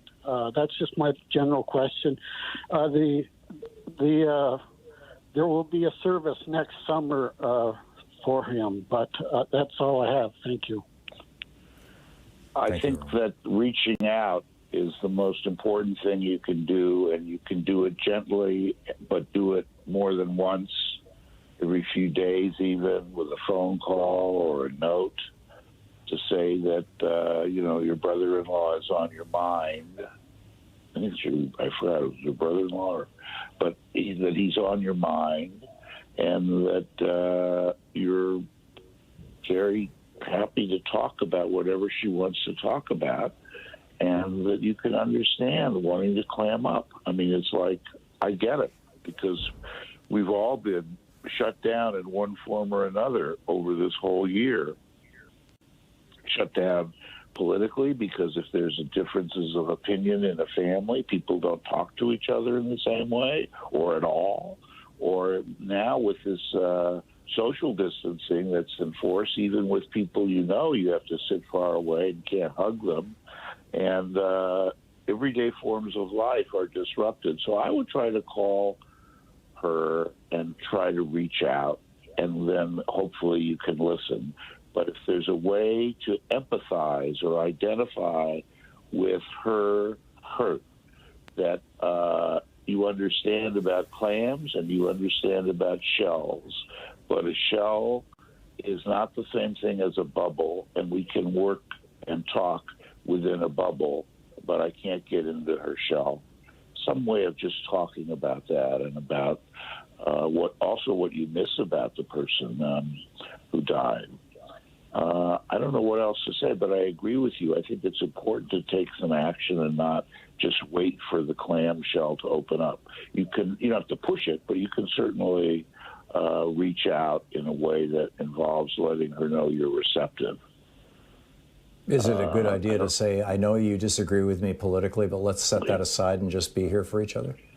That's another thing to say, absolutely. We have a love and other feelings that transcend political differences and that are more important in many ways. And we can put political differences aside right now. Yeah, seems like a very, very good idea.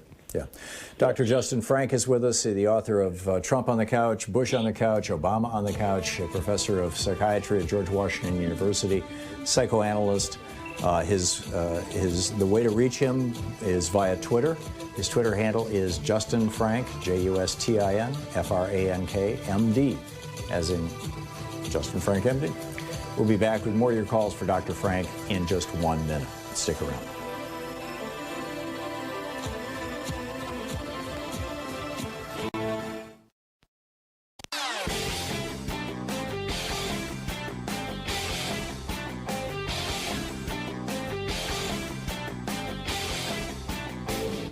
My Hidden History series has been growing. So far, I've taken on guns, the Supreme Court, voting, monopolies, and oligarchy. They're available wherever fine books are sold. For our video this week, for supporters of our program, you can find it over at ThomHartmann.com.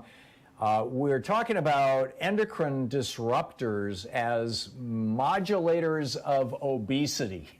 This is, in fact, the title of the article in Cell Endocrinology was Endocrine Disruptors as Obesogens. Why is it that almost a third of Americans are obese?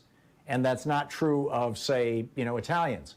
And it turns out there's actually a single measurable, definable variable. There's a category, or actually several broad categories of chemicals that are found in the American food supply in particular places, and therefore fairly easy to avoid, that actually disrupt our endocrine system, our hormone system, and cause us to crave more food, to eat more food, and also downregulate our metabolism so that we burn less energy so that food gets stored as fat. You can check it out at ThomHartmann.com.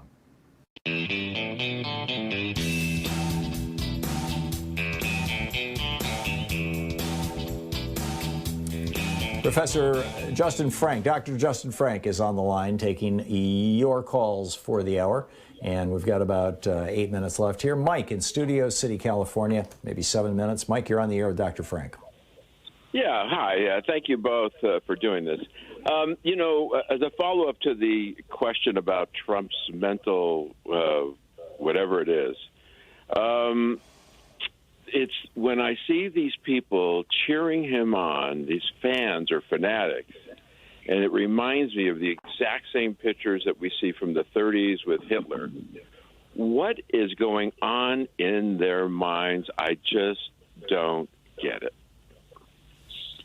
Well, one of the things that's going on is that when you're very young, and that applies to all of us, we divide up the world into good and bad in our minds, into either or.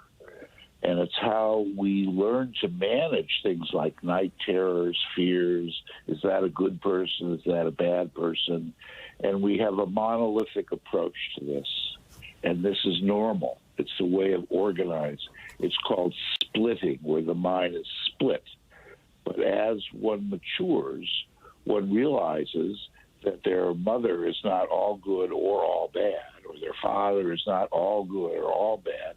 And so now they have a problem where they love the person, but they also are angry at the person. So they have to come to terms with a new kind of anxiety and worry that they can damage the very person that they also love. And that's a different kind of anxiety about being hurtful or destructive. But people who are stuck in a splitting position have only the outside who are bad and the inside that is good, and that's it. So there's no possibility of having ambivalence or mixed feelings.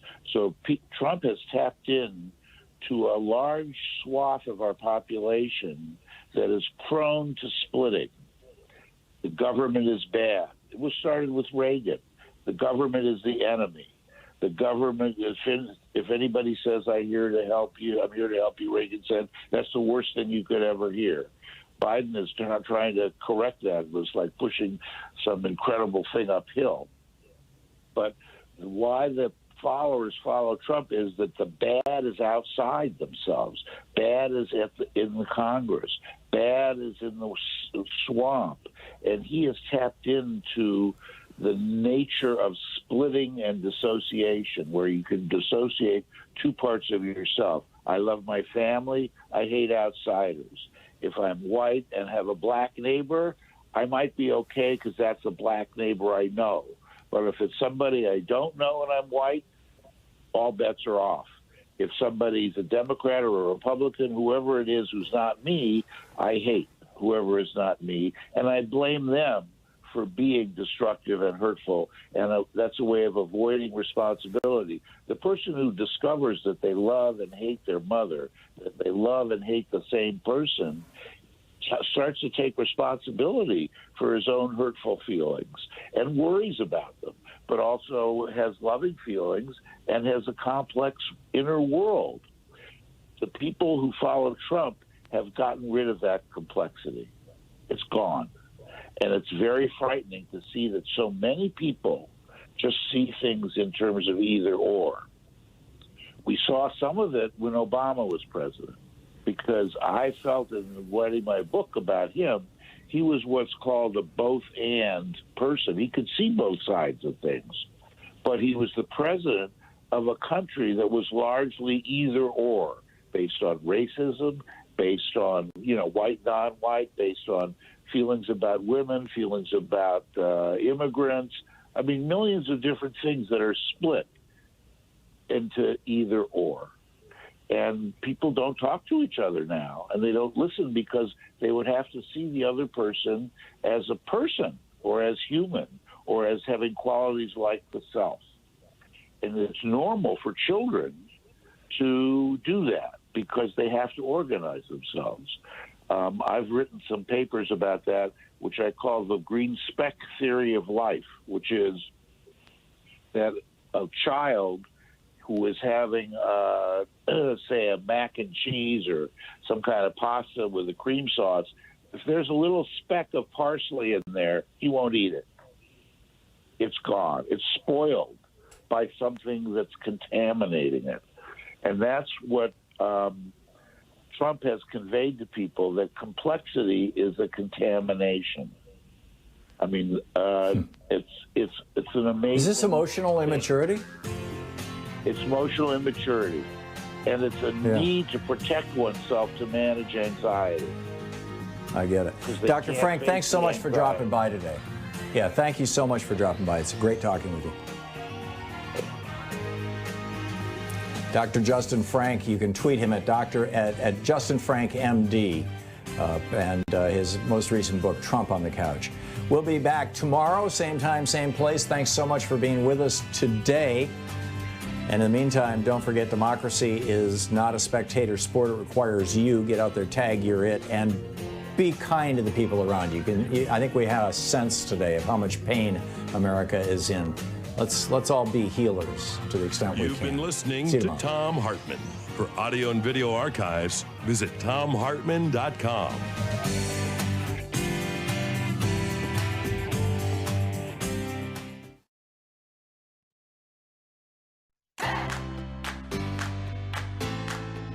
These companies support the Thom Hartmann Program. They are Gabi.com.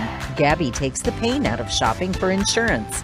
More info at Gabi.com/Tom. Teeth, Smarter Pet Dental Help. More info at teethhealth.com, code Tom. HelloFresh, delivering fresh ingredients and mouthwatering recipes. More info at hellofresh.com, code Tom. Bowl and Branch, crafted for the common good. More information at bowlandbranch.com, code Tom. ExpressVPN, the VPN that just works. More info at expressvpn.com/Tom. And CB Distillery, CBD for sleeping. More info at cbdistillery.com, code Tom.